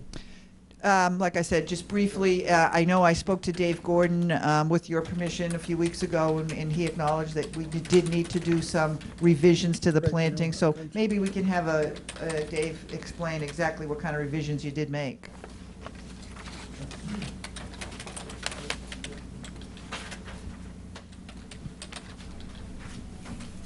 Thank you very much, Commission members. Just to give you an introduction, my name is Dave Gordon. I'm a certified soil scientist, certified wetland scientist, 12-year member of the Dedham Conservation Commission, and as an extra bonus here tonight, I'm a former director on the Massachusetts Association of Conservation Commissions. So, Who strikes against you, Dave? But go ahead. it's funny you say that because that's the comment that I get at the other commissions. But anyway, so I spoke to Lenore about 6 days ago, or a few days ago, about this project. I was brought in, looked at the site about 6 days ago, looked at the soil around the proposed restoration plantings, and basically identified that water was weeping in around 24 to 30 inches below the ground surface. So based on that, it was looked at as more of a drier site right now than a wet, and for that reason, I recommended planting. Well, Lenore and I talked about berry plants. We want wildlife to be interested in grabbing berries, and even the neighbor's dog to grab some berries there. But so recommended some low bush blueberry in that area, which are slightly drier type berries, as well as the shadbellow service berries and the viburnum lentigo, the nanny berries. These are other plants that eventually grow to be large species, having lots of berries, and for both wildlife and bird species. So those were the recommended changes, as well as using the seed mixes recommended by New England Plants for specific areas. Thank you. Good, that sounds good. I like those plans much better than what was Sounds originally. like it sounds like our next step, Mr. Foley has been very helpful and patient getting through this. If we agree on the line that's going to be the limit of disturbance, we agree on the stockpile area, we agree on the plantings and the seeds, we should have this complete. Am I correct? That's correct. Hopefully by the next meeting, you can work and get all of these things accomplished, work it through our agent here so that she is aware of what you're doing to make sure she agrees with the plantings, and Okay. and DEP is on the same line just from the information we've got, correct? Okay. Correct. So everybody's on the same page as far as this goes? I believe so. So that being said, I'm going to see if members have any questions, starting with our agent. No, I think anything Right, that happens here is a plus. Yep. It's taking care of old issues or whatever. Just please, if we can get the stuff in time to get reviewed before the meeting, so if there's any issues, we can clear it up, so it won't keep dragging on forever for these people. Right. Okay, normally we want it like the Thursday before the meeting. Right, yeah. I think within a day of me actually receiving Lenore's letter, I contacted Dave, so. Right, no, just, Yeah, no, it's- All right, so It's we're really meeting up- again on June 10th. We're gonna continue this till June 10th and get the plans in, gets the plans in there by the week before. And Lenore, you're welcome to, unless anybody has any objections, contact Dave to work this through so we come up with a finished plan that works for everybody, Right. including, as I said, our agent, putting everything through her. Absolutely. Okay. Yeah. Any communications that you folks have between each other should always be copied to the Conservation Commission. Nothing should be kept just between you two. You work together as a convenience just to expedite things, but all the decisions are made by the board here, and all of the information going back and forth should be copied to us, okay? Understood. All right, so that being said, anybody in the audience here for this filing? No. Any commission members have any questions on this? No. You guys all set? Did you want to read that comment from DEP into the record? No, Because Laurel gave us the copy. no, that's okay. We don't have to read that. oh, As is long this- as they're on the same That's page. and Lenore's. not- Okay, I think I found mine. As long as they're not outside the scope of what we're proposing, that's fine. All right, Joyce, then I guess we can continue there. Move to continue the 47 Leland Road restoration notice of intent public hearing to June 10th at 8:20. Second? Second. All in favor? Aye. All right, guys, we're almost there. Thanks for your patience. Thank you.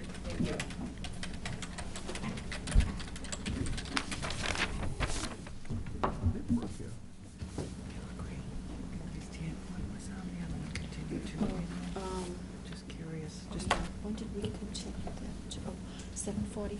the same, okay. Same night. Thank you.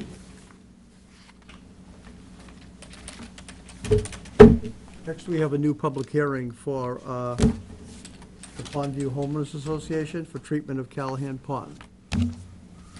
Somebody here for Callahan Pond, folks? I did see them, I think they went out. I think they're over on the other side. Want me to go fetch?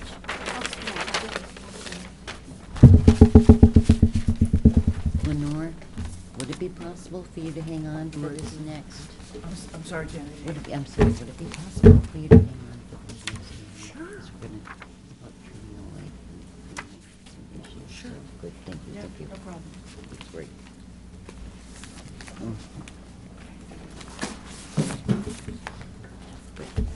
Mm.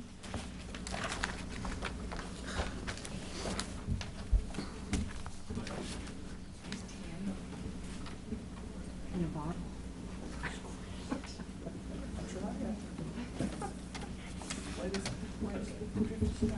Must be Eastern European. Should we come up? Oh, sure.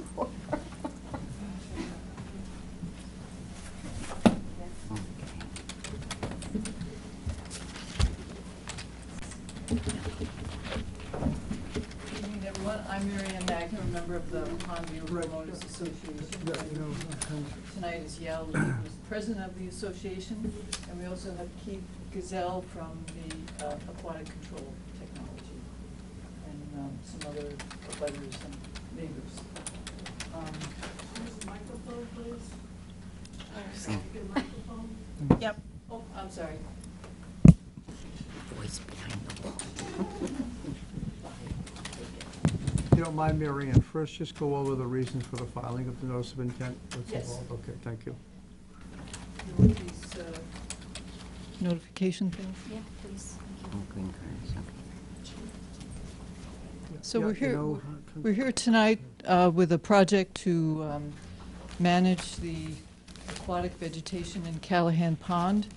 The area outlined in blue is the open water area of the pond. The area outlined in pink is the parcel owned by the Homeowners Association.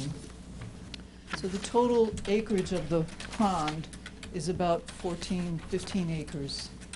The open water portion within the association's parcel is about 9 acres. And as you can see, there's a causeway here that was built way back, I think in the 50s. So there's sort of a little area that we call the pinch pond.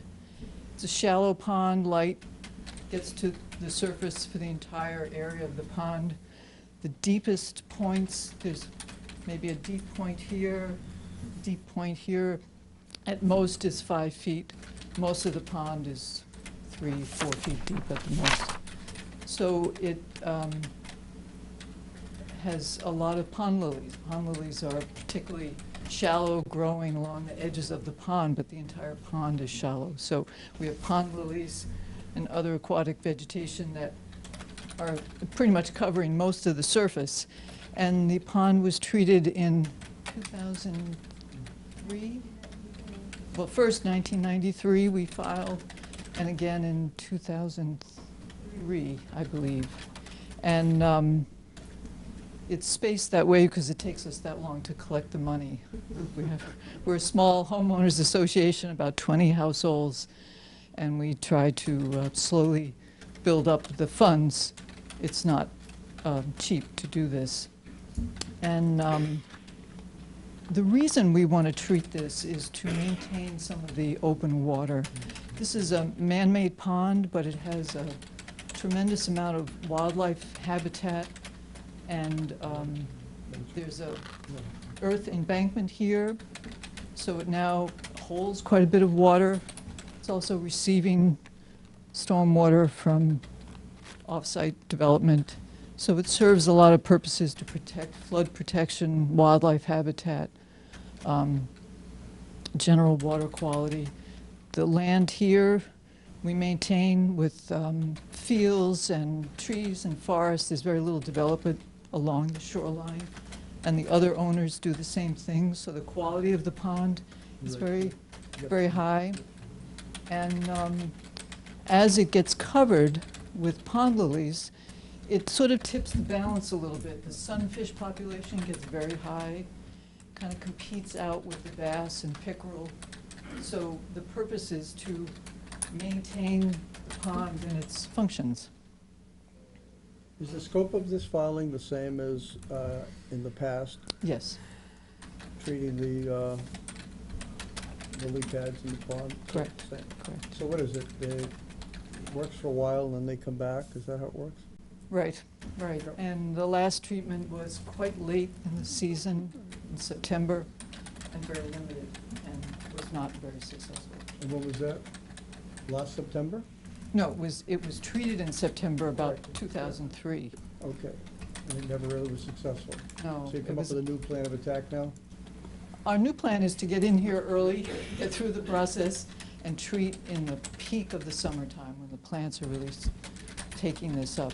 And we're proposing to treat about 5 to 6 acres, not the entire pond. So we would not be removing all of the pond lilies. That's certainly not the goal here at all. So you're filing just for this one treatment, one application, is that it? Correct. And what about the three owners that own the pond individually? Are they part of your association? Well, we've Are they part of this whole filing? we have spoken to just about all of them.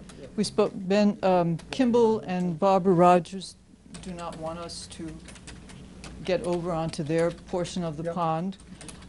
Ben Rogers is here tonight, and we do have his permission. I think, quite frankly, finances may limit how much of the pond we treat. So we would not go anywhere near there. And we've been in touch with some of the other owners, the Neals. We've been in touch with their children. So There's some medical issues. you're there. treating exactly where? Just, Well, exactly where will be determined after Keith does this season treatment, but I would say in here, and in here, and up in here, but not along the edges. you're pretty confident that the treatment isn't gonna go over into the properties that are privately owned that are gonna affect them, because they don't wanna be a part of this? Yeah, I think that the herbicide that we Right, yeah, you know. proposed is only foliar active, meaning it's only active on the plants that it touches directly. So it has no activity in the surrounding water, so it's not as though it's going to migrate in the water and affect any other plants. Is it a spray? It's a topical foliar application, yep. And what we would do, because we definitely want to be good neighbors and respect the desires of our neighbors, there's actually a stone wall under the pond. I think it might even line up with this property line. But we can mark this with some floating balloons or something, and then, you know, stay offset from it so that there's just no question. So what did you use in the past to control this? Um, Were you the one that was doing the work at the time, Keith, before? Well, it was before my involvement with the company, but the same company, yes. What was the treatment plan then? It was similar. However, I think the area of impact was smaller, and the way that these plants kind of spread is it's a rhizomal spread, and so the narrower the areas that you control, the faster the infiltration of the plants from the surrounding area.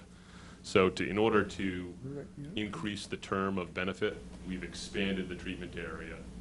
And then hopefully with some maintenance from individual property owners, that will further delay the need for additional So treatment. you're basically using the same chemical, Same chemical, you're gonna apply it differently. correct. And we've proposed, actually, different than previously, 2 treatments in the same growing season. The way that the herbicide works is that because it's foliar active, it's subject to being washed off the plants through wave action. And so it really takes 2 applications to effectively control the plants that you've designated for management. I guess the point I'm trying to get at is that this chemical that you're using is the same one that was approved by past commissions Correct. and your other filings. Yes. So it's mainly a difference in the approach. Yes. Are you all set, Marion, with your I am. presentation?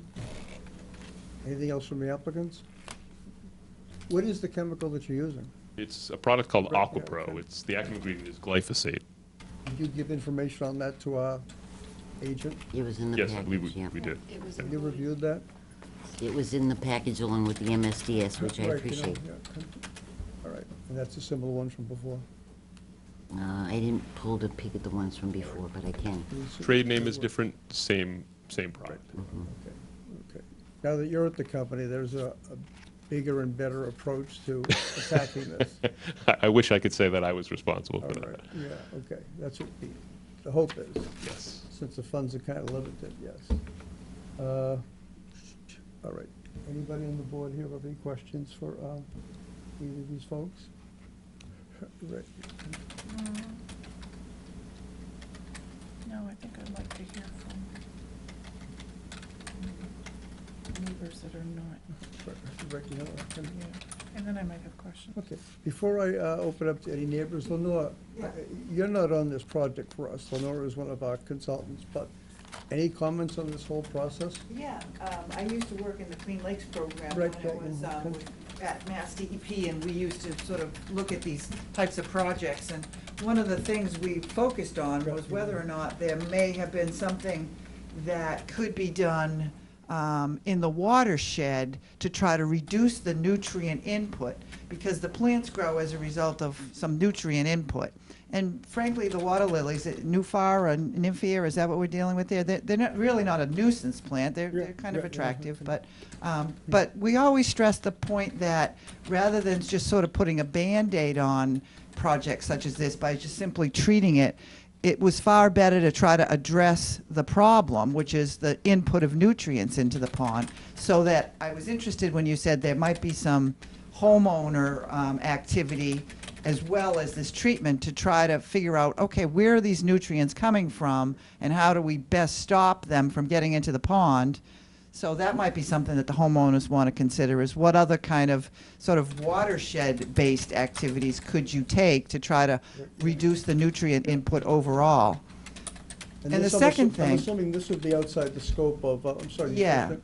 Keith, Yeah. sorry. This would be outside the scope of Keith's, Right, right. But for this proposal, correct. Yeah, this would yeah. be done by a different group, looking at the nutrient list. Yeah. Okay, okay. And the other thing I would be concerned about is when you do that kind of, treatment, Right, you know. the plant material dies, and unless you take it out, it falls to the bottom of the pond, and frankly, it adds to the nutrient, and it also, as it decomposes, what happens is it uses up a lot of the dissolved oxygen in the water body.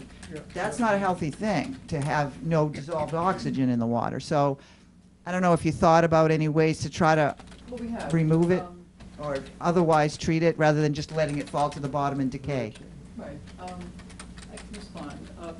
The pond has a very small watershed, and I remember when I first moved here in '87, I attended a lot of the conferences, and there was a lot of focus on that. And as an association, we're very aware of the shoreline. As I said, there's very little development, we maintain that. I don't think, we all have septic systems, I don't think there's phosphorus in laundry detergent anymore. And it's very, as I said, it's very shallow. All right, the light goes to the bottom, and that's really what's pushing this. And past use, oh, I'm sorry, keep doing it. Past use. So this was once a farm. This was once a wet meadow. There is a sink of nutrients in here we're not going to overcome. So, and we, not that we have the funding for it, but we did actually look over the years. I met with a lot of pond associations that do drawdowns, dredging, and they really wouldn't be feasible. Besides the expense, drawing down, sometimes you can't refill the pond, and that's a tremendous short-term impact when you draw down a pond. So we did look into those things, and unfortunately, this is kind of a maintenance thing. What we did try many years ago as a very small pilot project was to physically go in and remove some of the tubers, and I was in my waders and putting it in the canoe, and that is effective.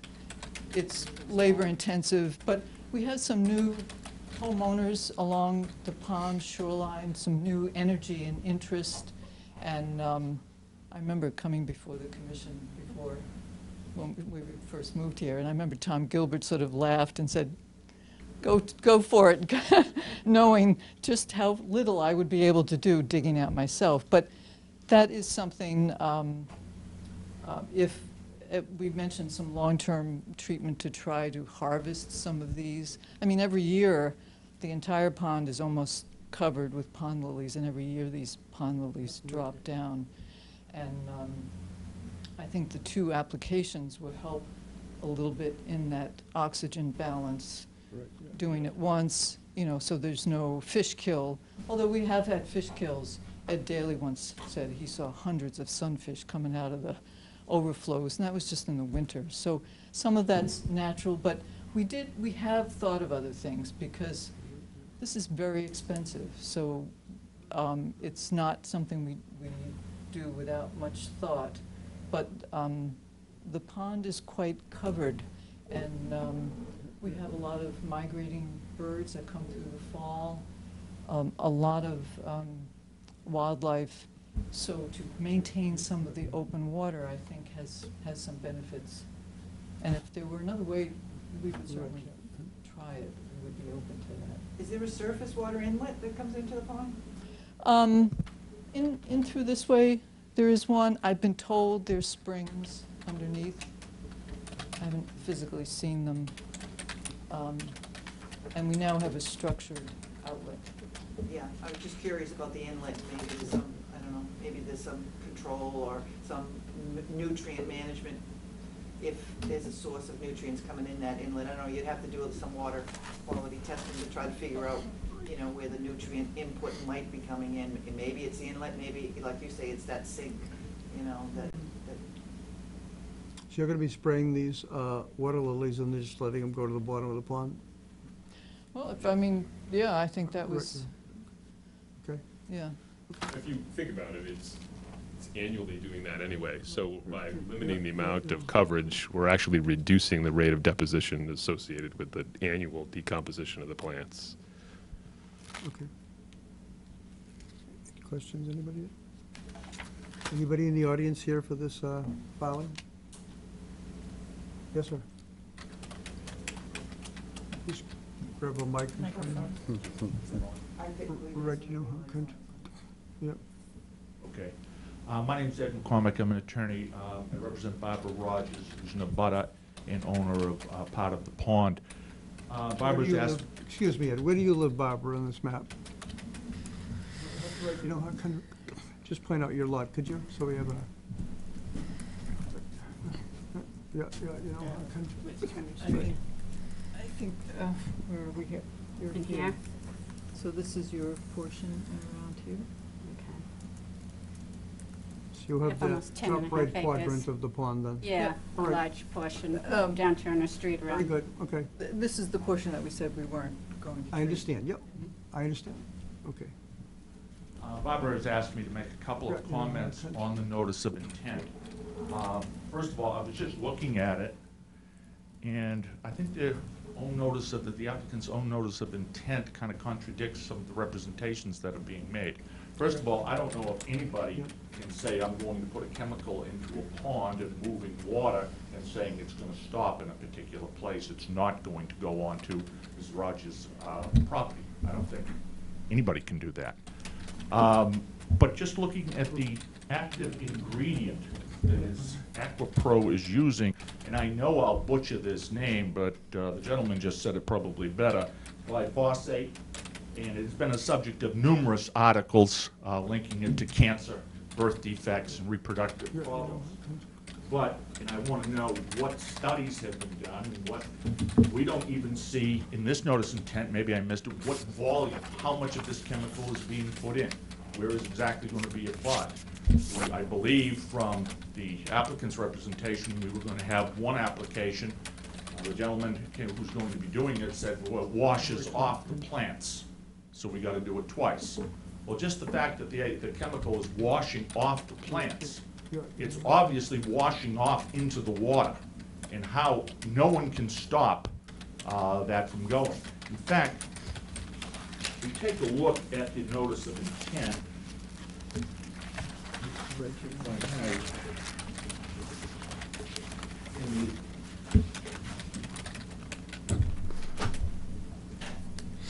in the addendum that is put in here, the project narrative, see on page 5, the applicant accurately and candidly points out that at least one dwelling on Turner Street to the east of the pond is serviced by a private well. That is my client's property, and that is her well. Further down on page 5, it says the groundwater supply will not be significantly impacted by the proposed application of the chemicals to the pond. Great. Well, what is significantly? Yep. Well, what they're saying, by saying that, Right, yeah. there is an impact to groundwater. They're admitting that. What is significant to a person whose groundwater is not being affected might be insignificant to them. It may be significant, and it is to my client. If we go to further down, I think after the pictures, we're talking, Yeah, you know, I'm looking at the AquaPro, and it says their own documents, hazards, precaution, keep out of reach of children, harmful if inhaled, avoid breathing spray mist, remove contaminated clothing and wash before reuse, wash thoroughly with soap and water, remove clothing immediately if pesticide gets inside, then wash thoroughly. Before using this product, read terms and conditions of use, warranty disclaimer, inherent risks of use, and limitation of remedies. I'm sure some very fancy lawyers for these chemical companies put these limitation of remedies and length of warranties here. But if we look at page 11 on the literature that they have, it says, note, do not apply this product directly to water within 1/2 mile upstream of an active potable water intake in flowing water, i.e. river, stream, or within 1/2 mile of an active potable water intake in a standing body of water such as a lake, pond, or reservoir. And it goes on and on and on. Their own literature, I think, is alerting everyone to the fact that this is a potential problem. Do we have a copy of the literature on this chemical? That's what he's reading it from, yeah.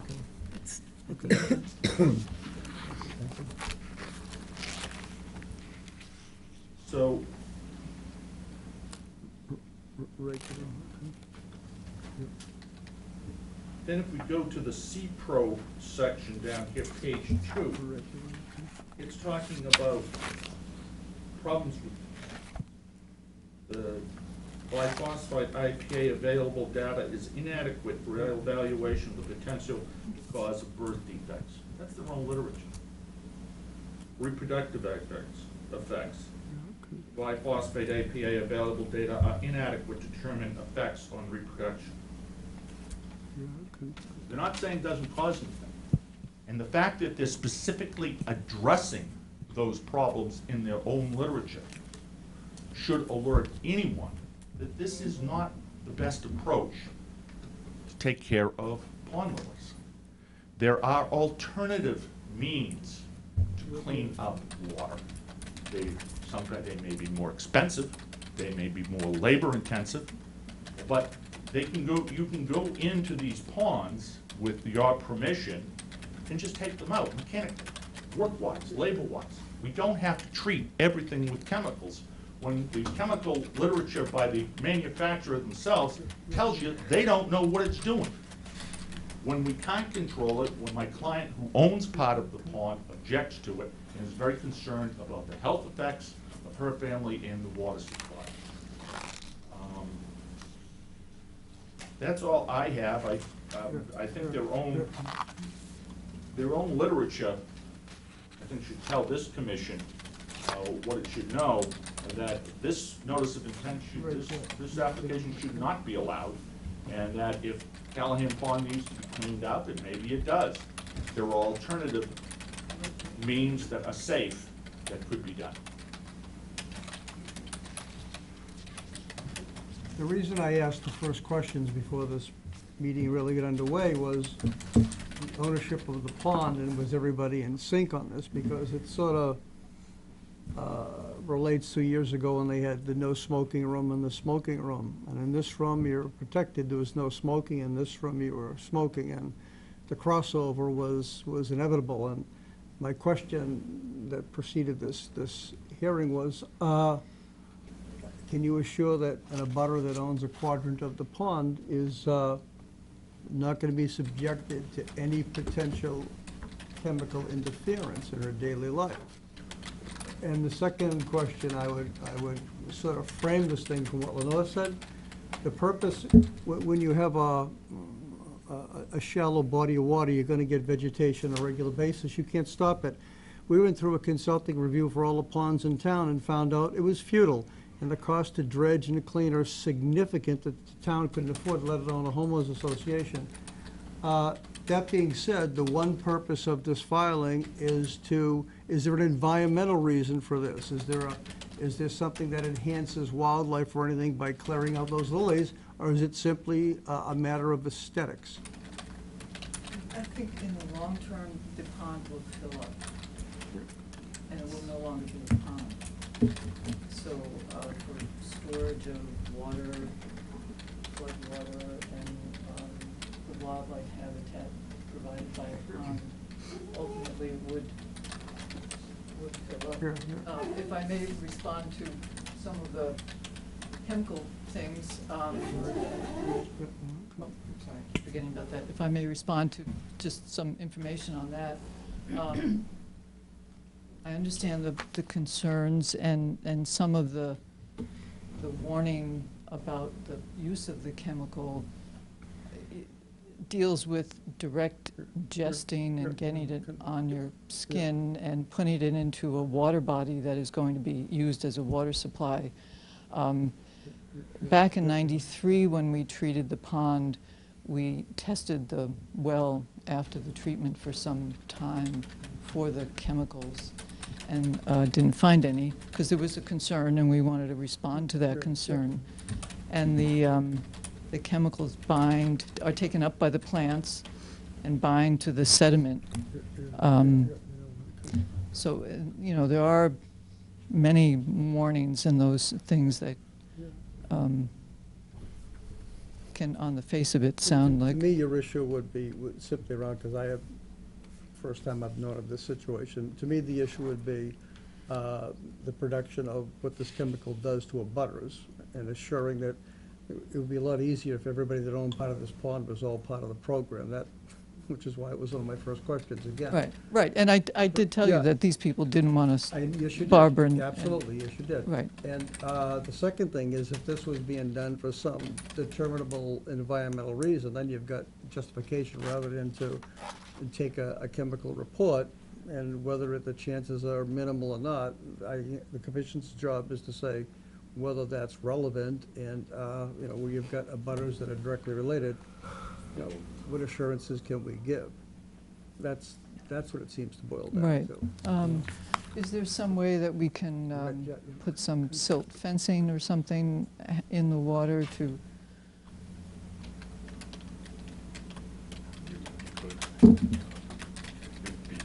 First of all, is there anybody else on this project here? I'd like to ask our board if they have any input on this, now that we have some feedback from different sources. I have if we could take two, I have a procedural question that I would like to Yeah. ask you. Sure. Okay.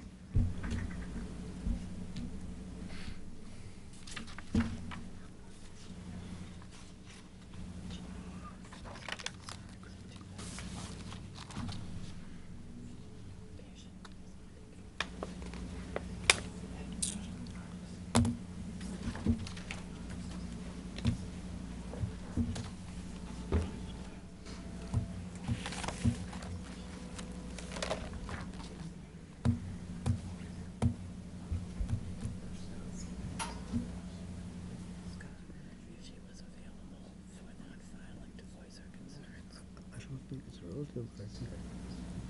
Okay. Let's see, I do. Yeah, well, it could be. Okay. Good lines disagree. I know. Okay.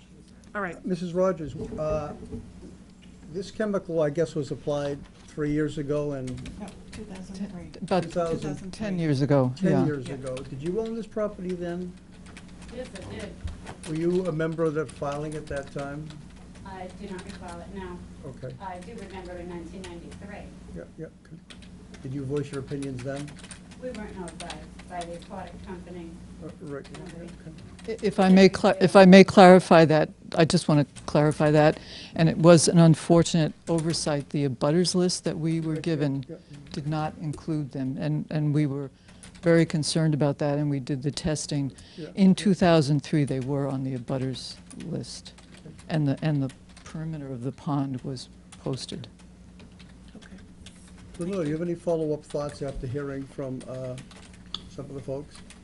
Well, I mean, Do you see any environmental benefit to? There is some benefit to having some open water, although I'd want to be Yeah, more no, okay. specific about what species you're trying to attract and how they would benefit. I mean, maybe some kind of wildlife evaluation that says, look, this pond is used by these particular species, you know, this treatment will have an adverse effect or a beneficial effect. I think that would be a good piece of information to have, if that's the goal. Just general warm water fisheries habitat, typically recommend 20 to 40% vegetative cover.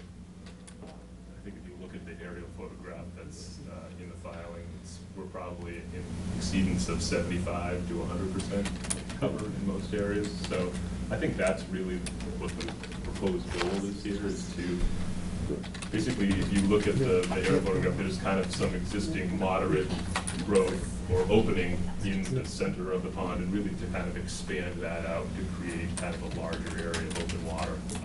Certainly by no means to eliminate all of the vegetation, but to selectively remove something. And I also just had a brief conversation with you about Yeah. whether or not mechanically removing it rather than chemically removing it might be an alternative. Right, You yeah. know, you go in and actually there's. Actually, in our study on Highland Lake has limited water lilies in Highland Lake. Again, it's a deeper body of water than this, and the remedy there was to hand pick them. But there's also equipment that can go in and I sort of didn't know that. mechanically cut and scoop it and get it out of there, and. Yeah, a mechanical harvester is essentially kind of a aquatic lawnmower. It has like a reciprocating cutter head that dips down into the water, and you can cut the above ground,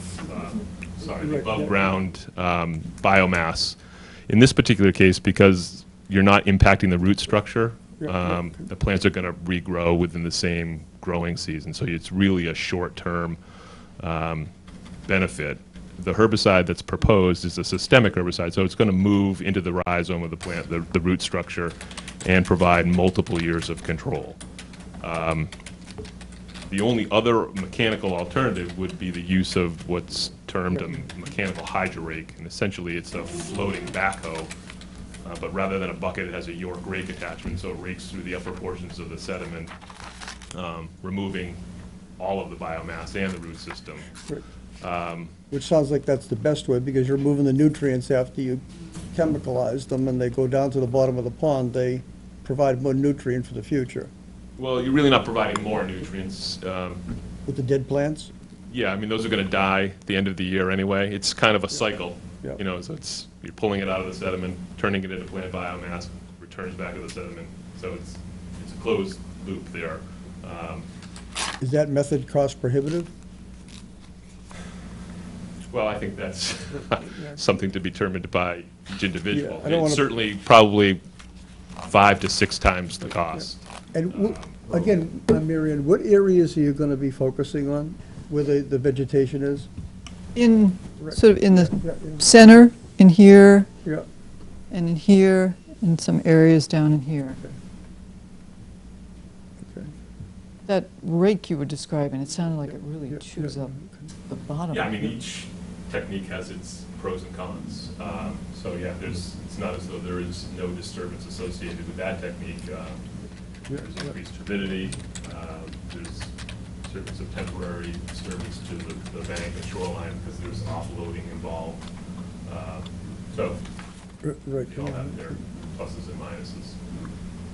Dan, question? Couple of questions. One was a concern for contamination of groundwater that would then migrate into a private well. Where exactly is that private well in relation to the shoreline?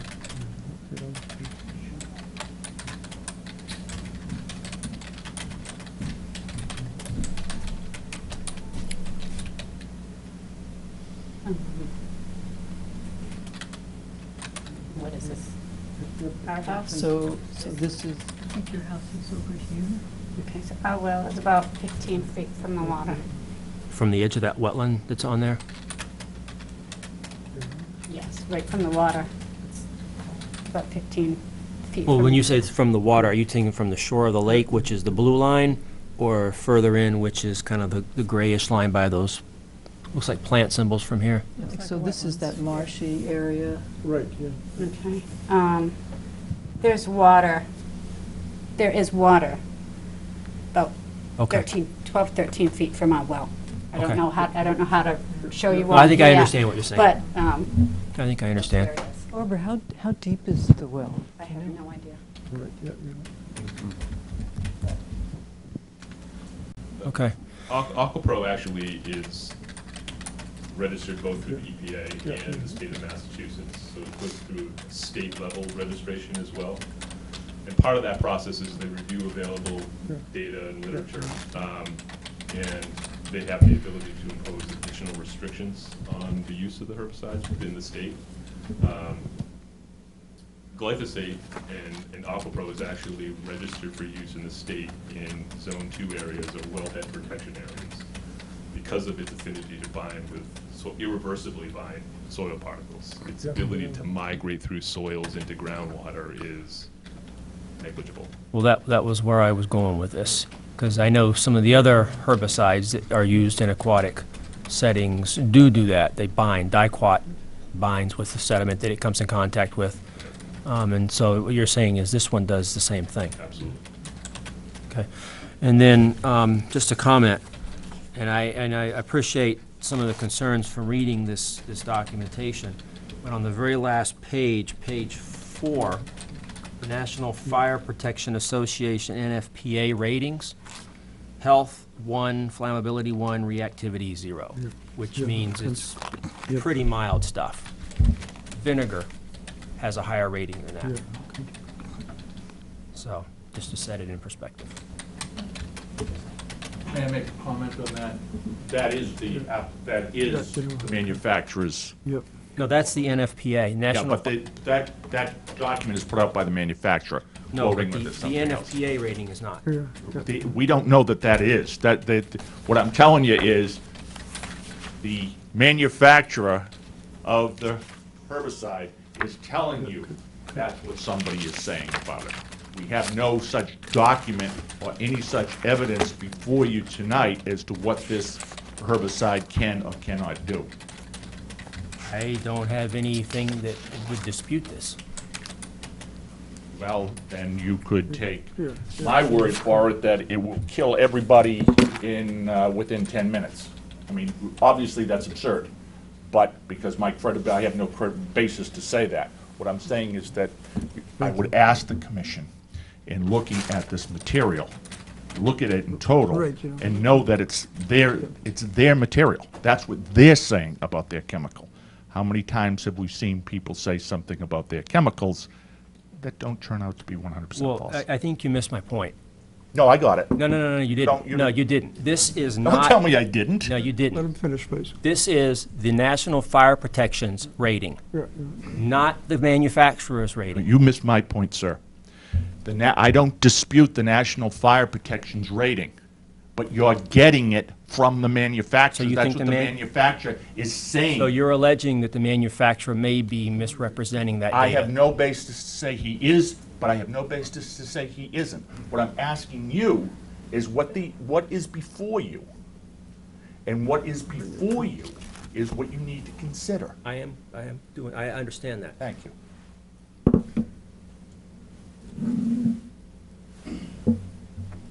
Question, Joyce? Nope. Janet? Yes, there you go. Easy target. Hi. Right, you know, yep. And thank you. I know somewhere I lose more papers than I'm supposed to. I know you were giving a lot of responses, but just out loud, for how long before if it gets applied, how long before the results are noticeable? Within a couple of weeks, you'll start to see some slow yellowing of the foliage. But 'Cause- probably 3 to 4 weeks before the plants will actually succumb to the effects of the herbicide.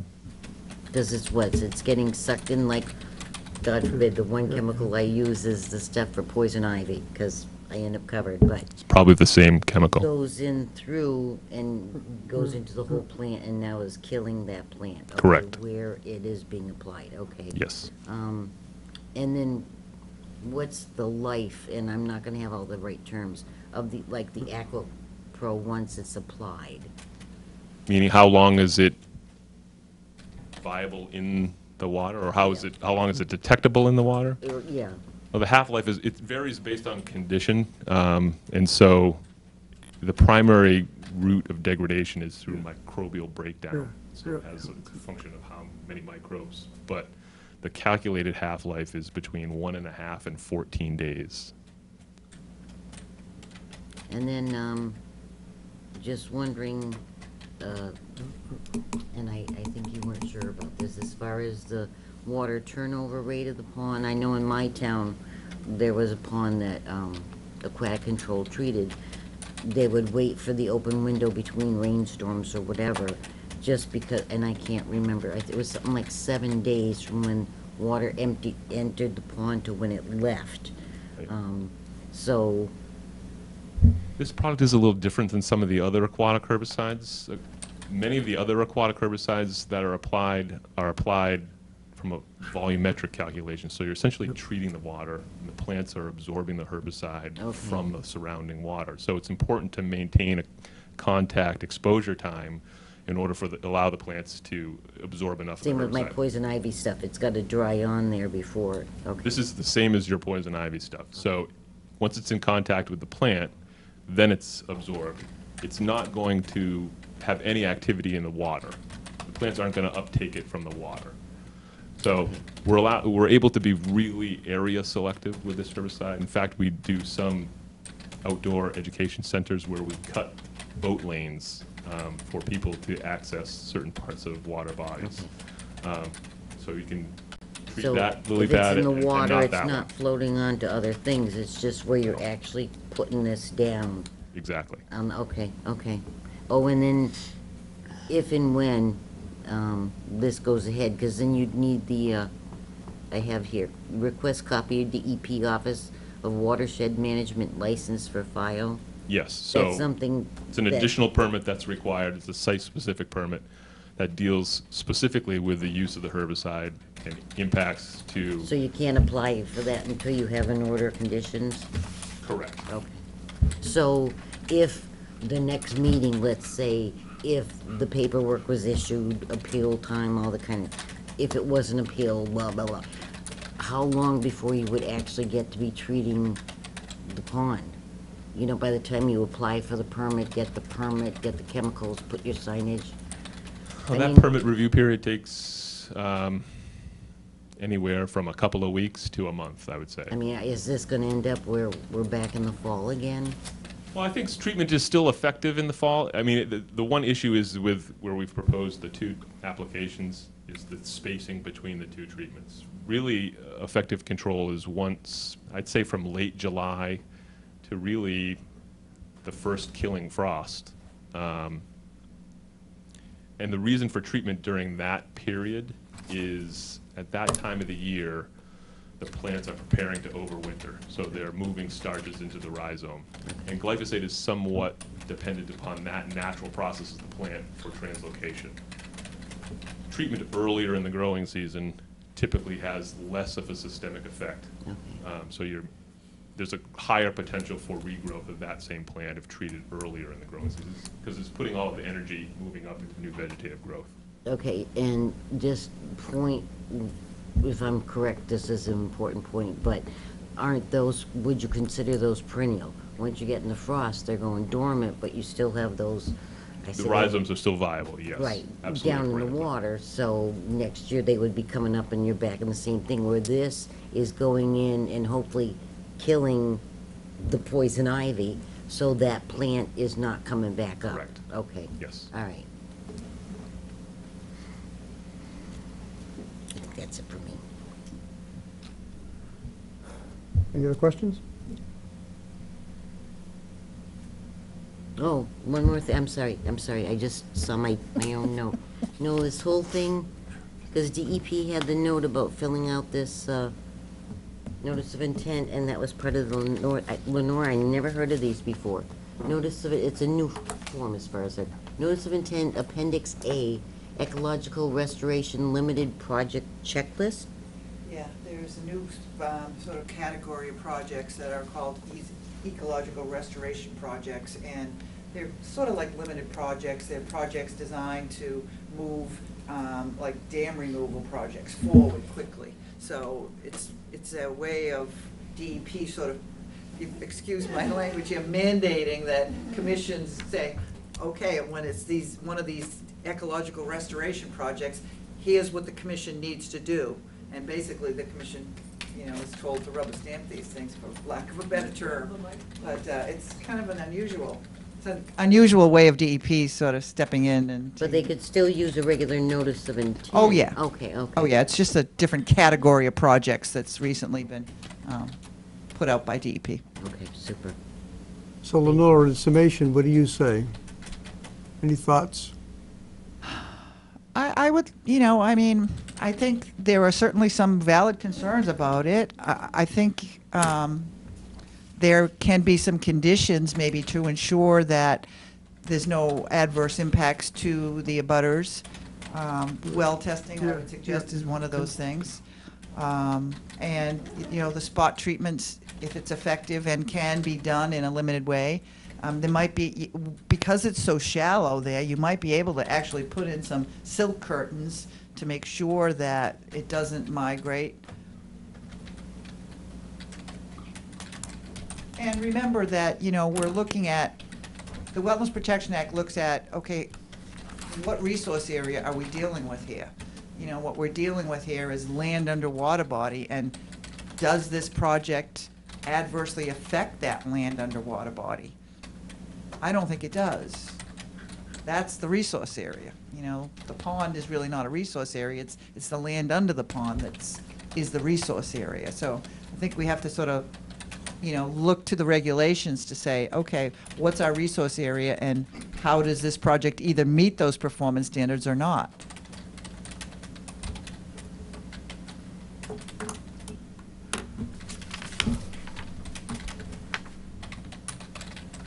I'm good. You're good. Are you interested in closing the hearing? No, one last thing though, from the people Okay. who were not part of the association, I'm checking. and obviously, sorry, probably not this lady, but just something in writing that they did get notified, so, you know, all the people are, All of the abutters have been notified. and we got the We, cards on everybody. Before any treatment is done, we're going to, Yeah, you know, Sign the. Oh, they signed that they got this, okay, yes, good, we good, good. did 2 forms, we were trying to save a little money, so we hand-delivered many, and Super. they signed and No, paid it. super. And then others who were either not home or at a distance, we mailed. And I'm sorry, what was her name? Mrs. Rogers? Mrs. Rogers, but did you sign that you got the information? My husband did, I wouldn't sign it. Oh, okay, no, as long as, it's just that the paperwork's out there, okay, okay. And my husband met with them and talked to them. and, Okay. You know, they said they didn't be concerned. Right, yeah. So we, Yeah. because one of ACT's requirements was if we were going to treat on this side of the pond that we didn't own, we had to have written permission. Okay. So, as I say, I have a feeling we're gonna be limited to our area for treatment. It might be a moot point, but, we have got signed permission from Ben Rogers. And, as I said, we haven't gotten to the Neil yet. If we're treating over here, sorry, I apologize for that. We do have signed permission from this owner. So that if we're going to treat over here, and I have a feeling we would be in touch with the Neils somehow. I think it's their children. There's no one in the house now, so. But so the long answer to your question is if we're treating any portion of the pond we don't own, we are going to have written permission from those owners. Mrs. Rogers, is there any way that you could be satisfied to have this go forward in some stage? Anything they can do to protect your interest? What was that? Any things they can do to protect your interest? That would satisfy you to let them go through with different portions of the pond? Well, Rick- I requested Rick, you know how in 1993, when we weren't told about this.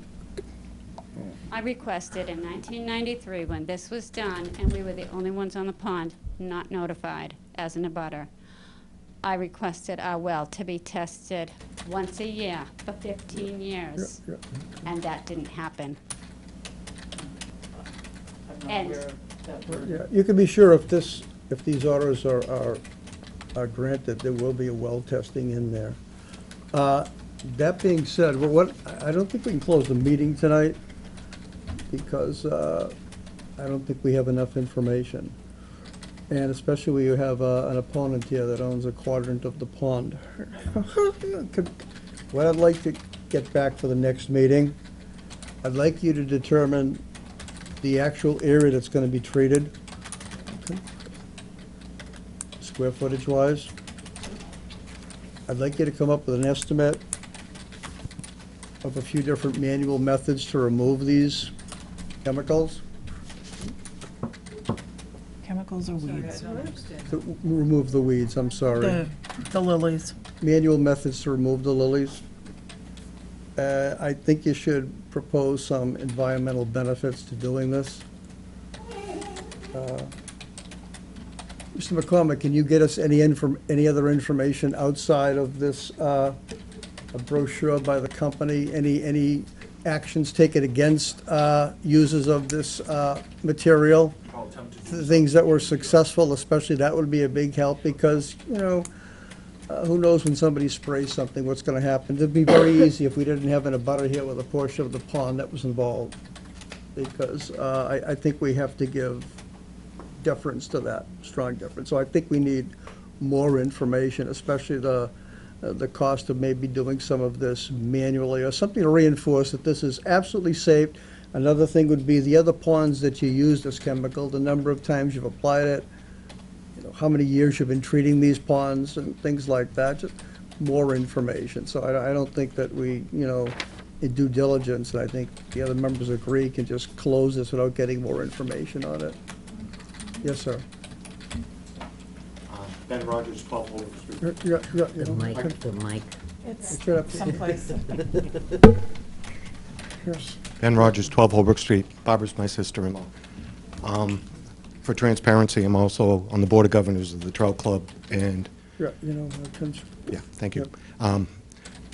We've been treating our ponds for many years, and Conservation has had us retest the sediments of the pond 2 weeks after we treat. So I think the Conservation Commission can give them a little information on what happens. I believe every year it comes back non-detectable. Yeah. This is some of the things we're gonna be looking into. Right. I just, you know, I'm here. I want to allay some fears. And Just a quick question, Frank. What chemical are you using to treat? ACT has just bought Lycott. I believe we were using either Rodeo or Roundup. It was the same thing. Different kind of, I'll call it a wetting agent, whatever you'd want to call it. But, yeah, same thing. Do any neighbors own part of your pond privately? Callahan's Pond? Your pond, the trout- trout pond? The trout pond. George Bentley. He owns part of it? Not the Trout Club Pond. He owns. That's what I'm a piece. asking. He actually had ACT treat his pond years ago. I'm not saying that. I'm saying that in this case, we have a private owner of a section of this pond that's involved that's very set against it. You have unanimity in yours with the treatments because it's all owned by your group. Right. That's a difference. It's a big difference Well, to George me. Bentley is an abutter, and he has. Well, that's different. He has- That's different. He has water that's. Yeah, that's different. A You're foot and a mixing- half. You're mixing my words. Right. Anyway, all right, I think that we're gonna get this information, and anything that you can offer to give us a better idea on which way to go in respect to the person that's not for this. Do you want to allow her to speak? Yes, go ahead, ma'am. Okay, Right, my yeah. brother-in-law Ben had said that, something about the 2 weeks, the water was tested. It needs to be tested years, after this stuff is put in. Actually, it wasn't the water, it was the sediment. The sediment, yeah. I mean, I'm totally against it. You know. Well, your attorney has given us an overview of Right. the thoughts. I think you'd like to formalize some of that with specifics and maybe some other information that somebody can bring to make a decision easier. I think a listing of the ponds that have used this and how long and why, you know, and the environmental reason. Continue. I'm just thinking out loud, without knowing anything about the well and how deep it is, it's really hard to respond. Some wells can be hundreds of feet deep and they're drawing water from other sources, not hydrologically from the pond. I think, Yeah. we can I think we have to assume if she's got a drinking water well in the wetland that abuts the pond, but standing water, it's coming from the same aquifer. Not necessarily? I would check with the Board of Health, maybe they have construction details. Again, more information you could get. Be helpful. Do we want to continue to do it then? Yeah. Okay. Yeah. Are we all set? Are you all set? Okay. Move to continue the Pondview homeowners' treatment of Callahan Pond to hearing for the notice of intent to June 10th at 8:30. I'll give it 8:30. And if you folks could bring your information to us a week before that meeting, so we have a chance to review everything before the meeting, that would be a help.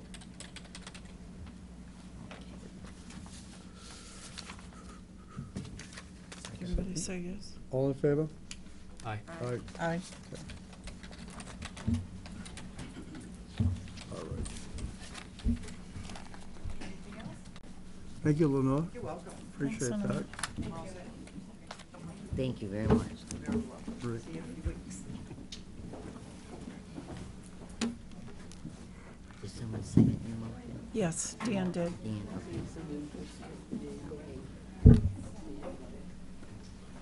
Thank you. Good night. Good night, guys. All right, we'll see you in a couple of weeks. Do we have anything else? I think we have covered everything else. You know? Anybody have any items that want to go over? Janet? Just one quick thing. That'd be good if it was quick. Just on the agenda for the town pond pipe. Yeah.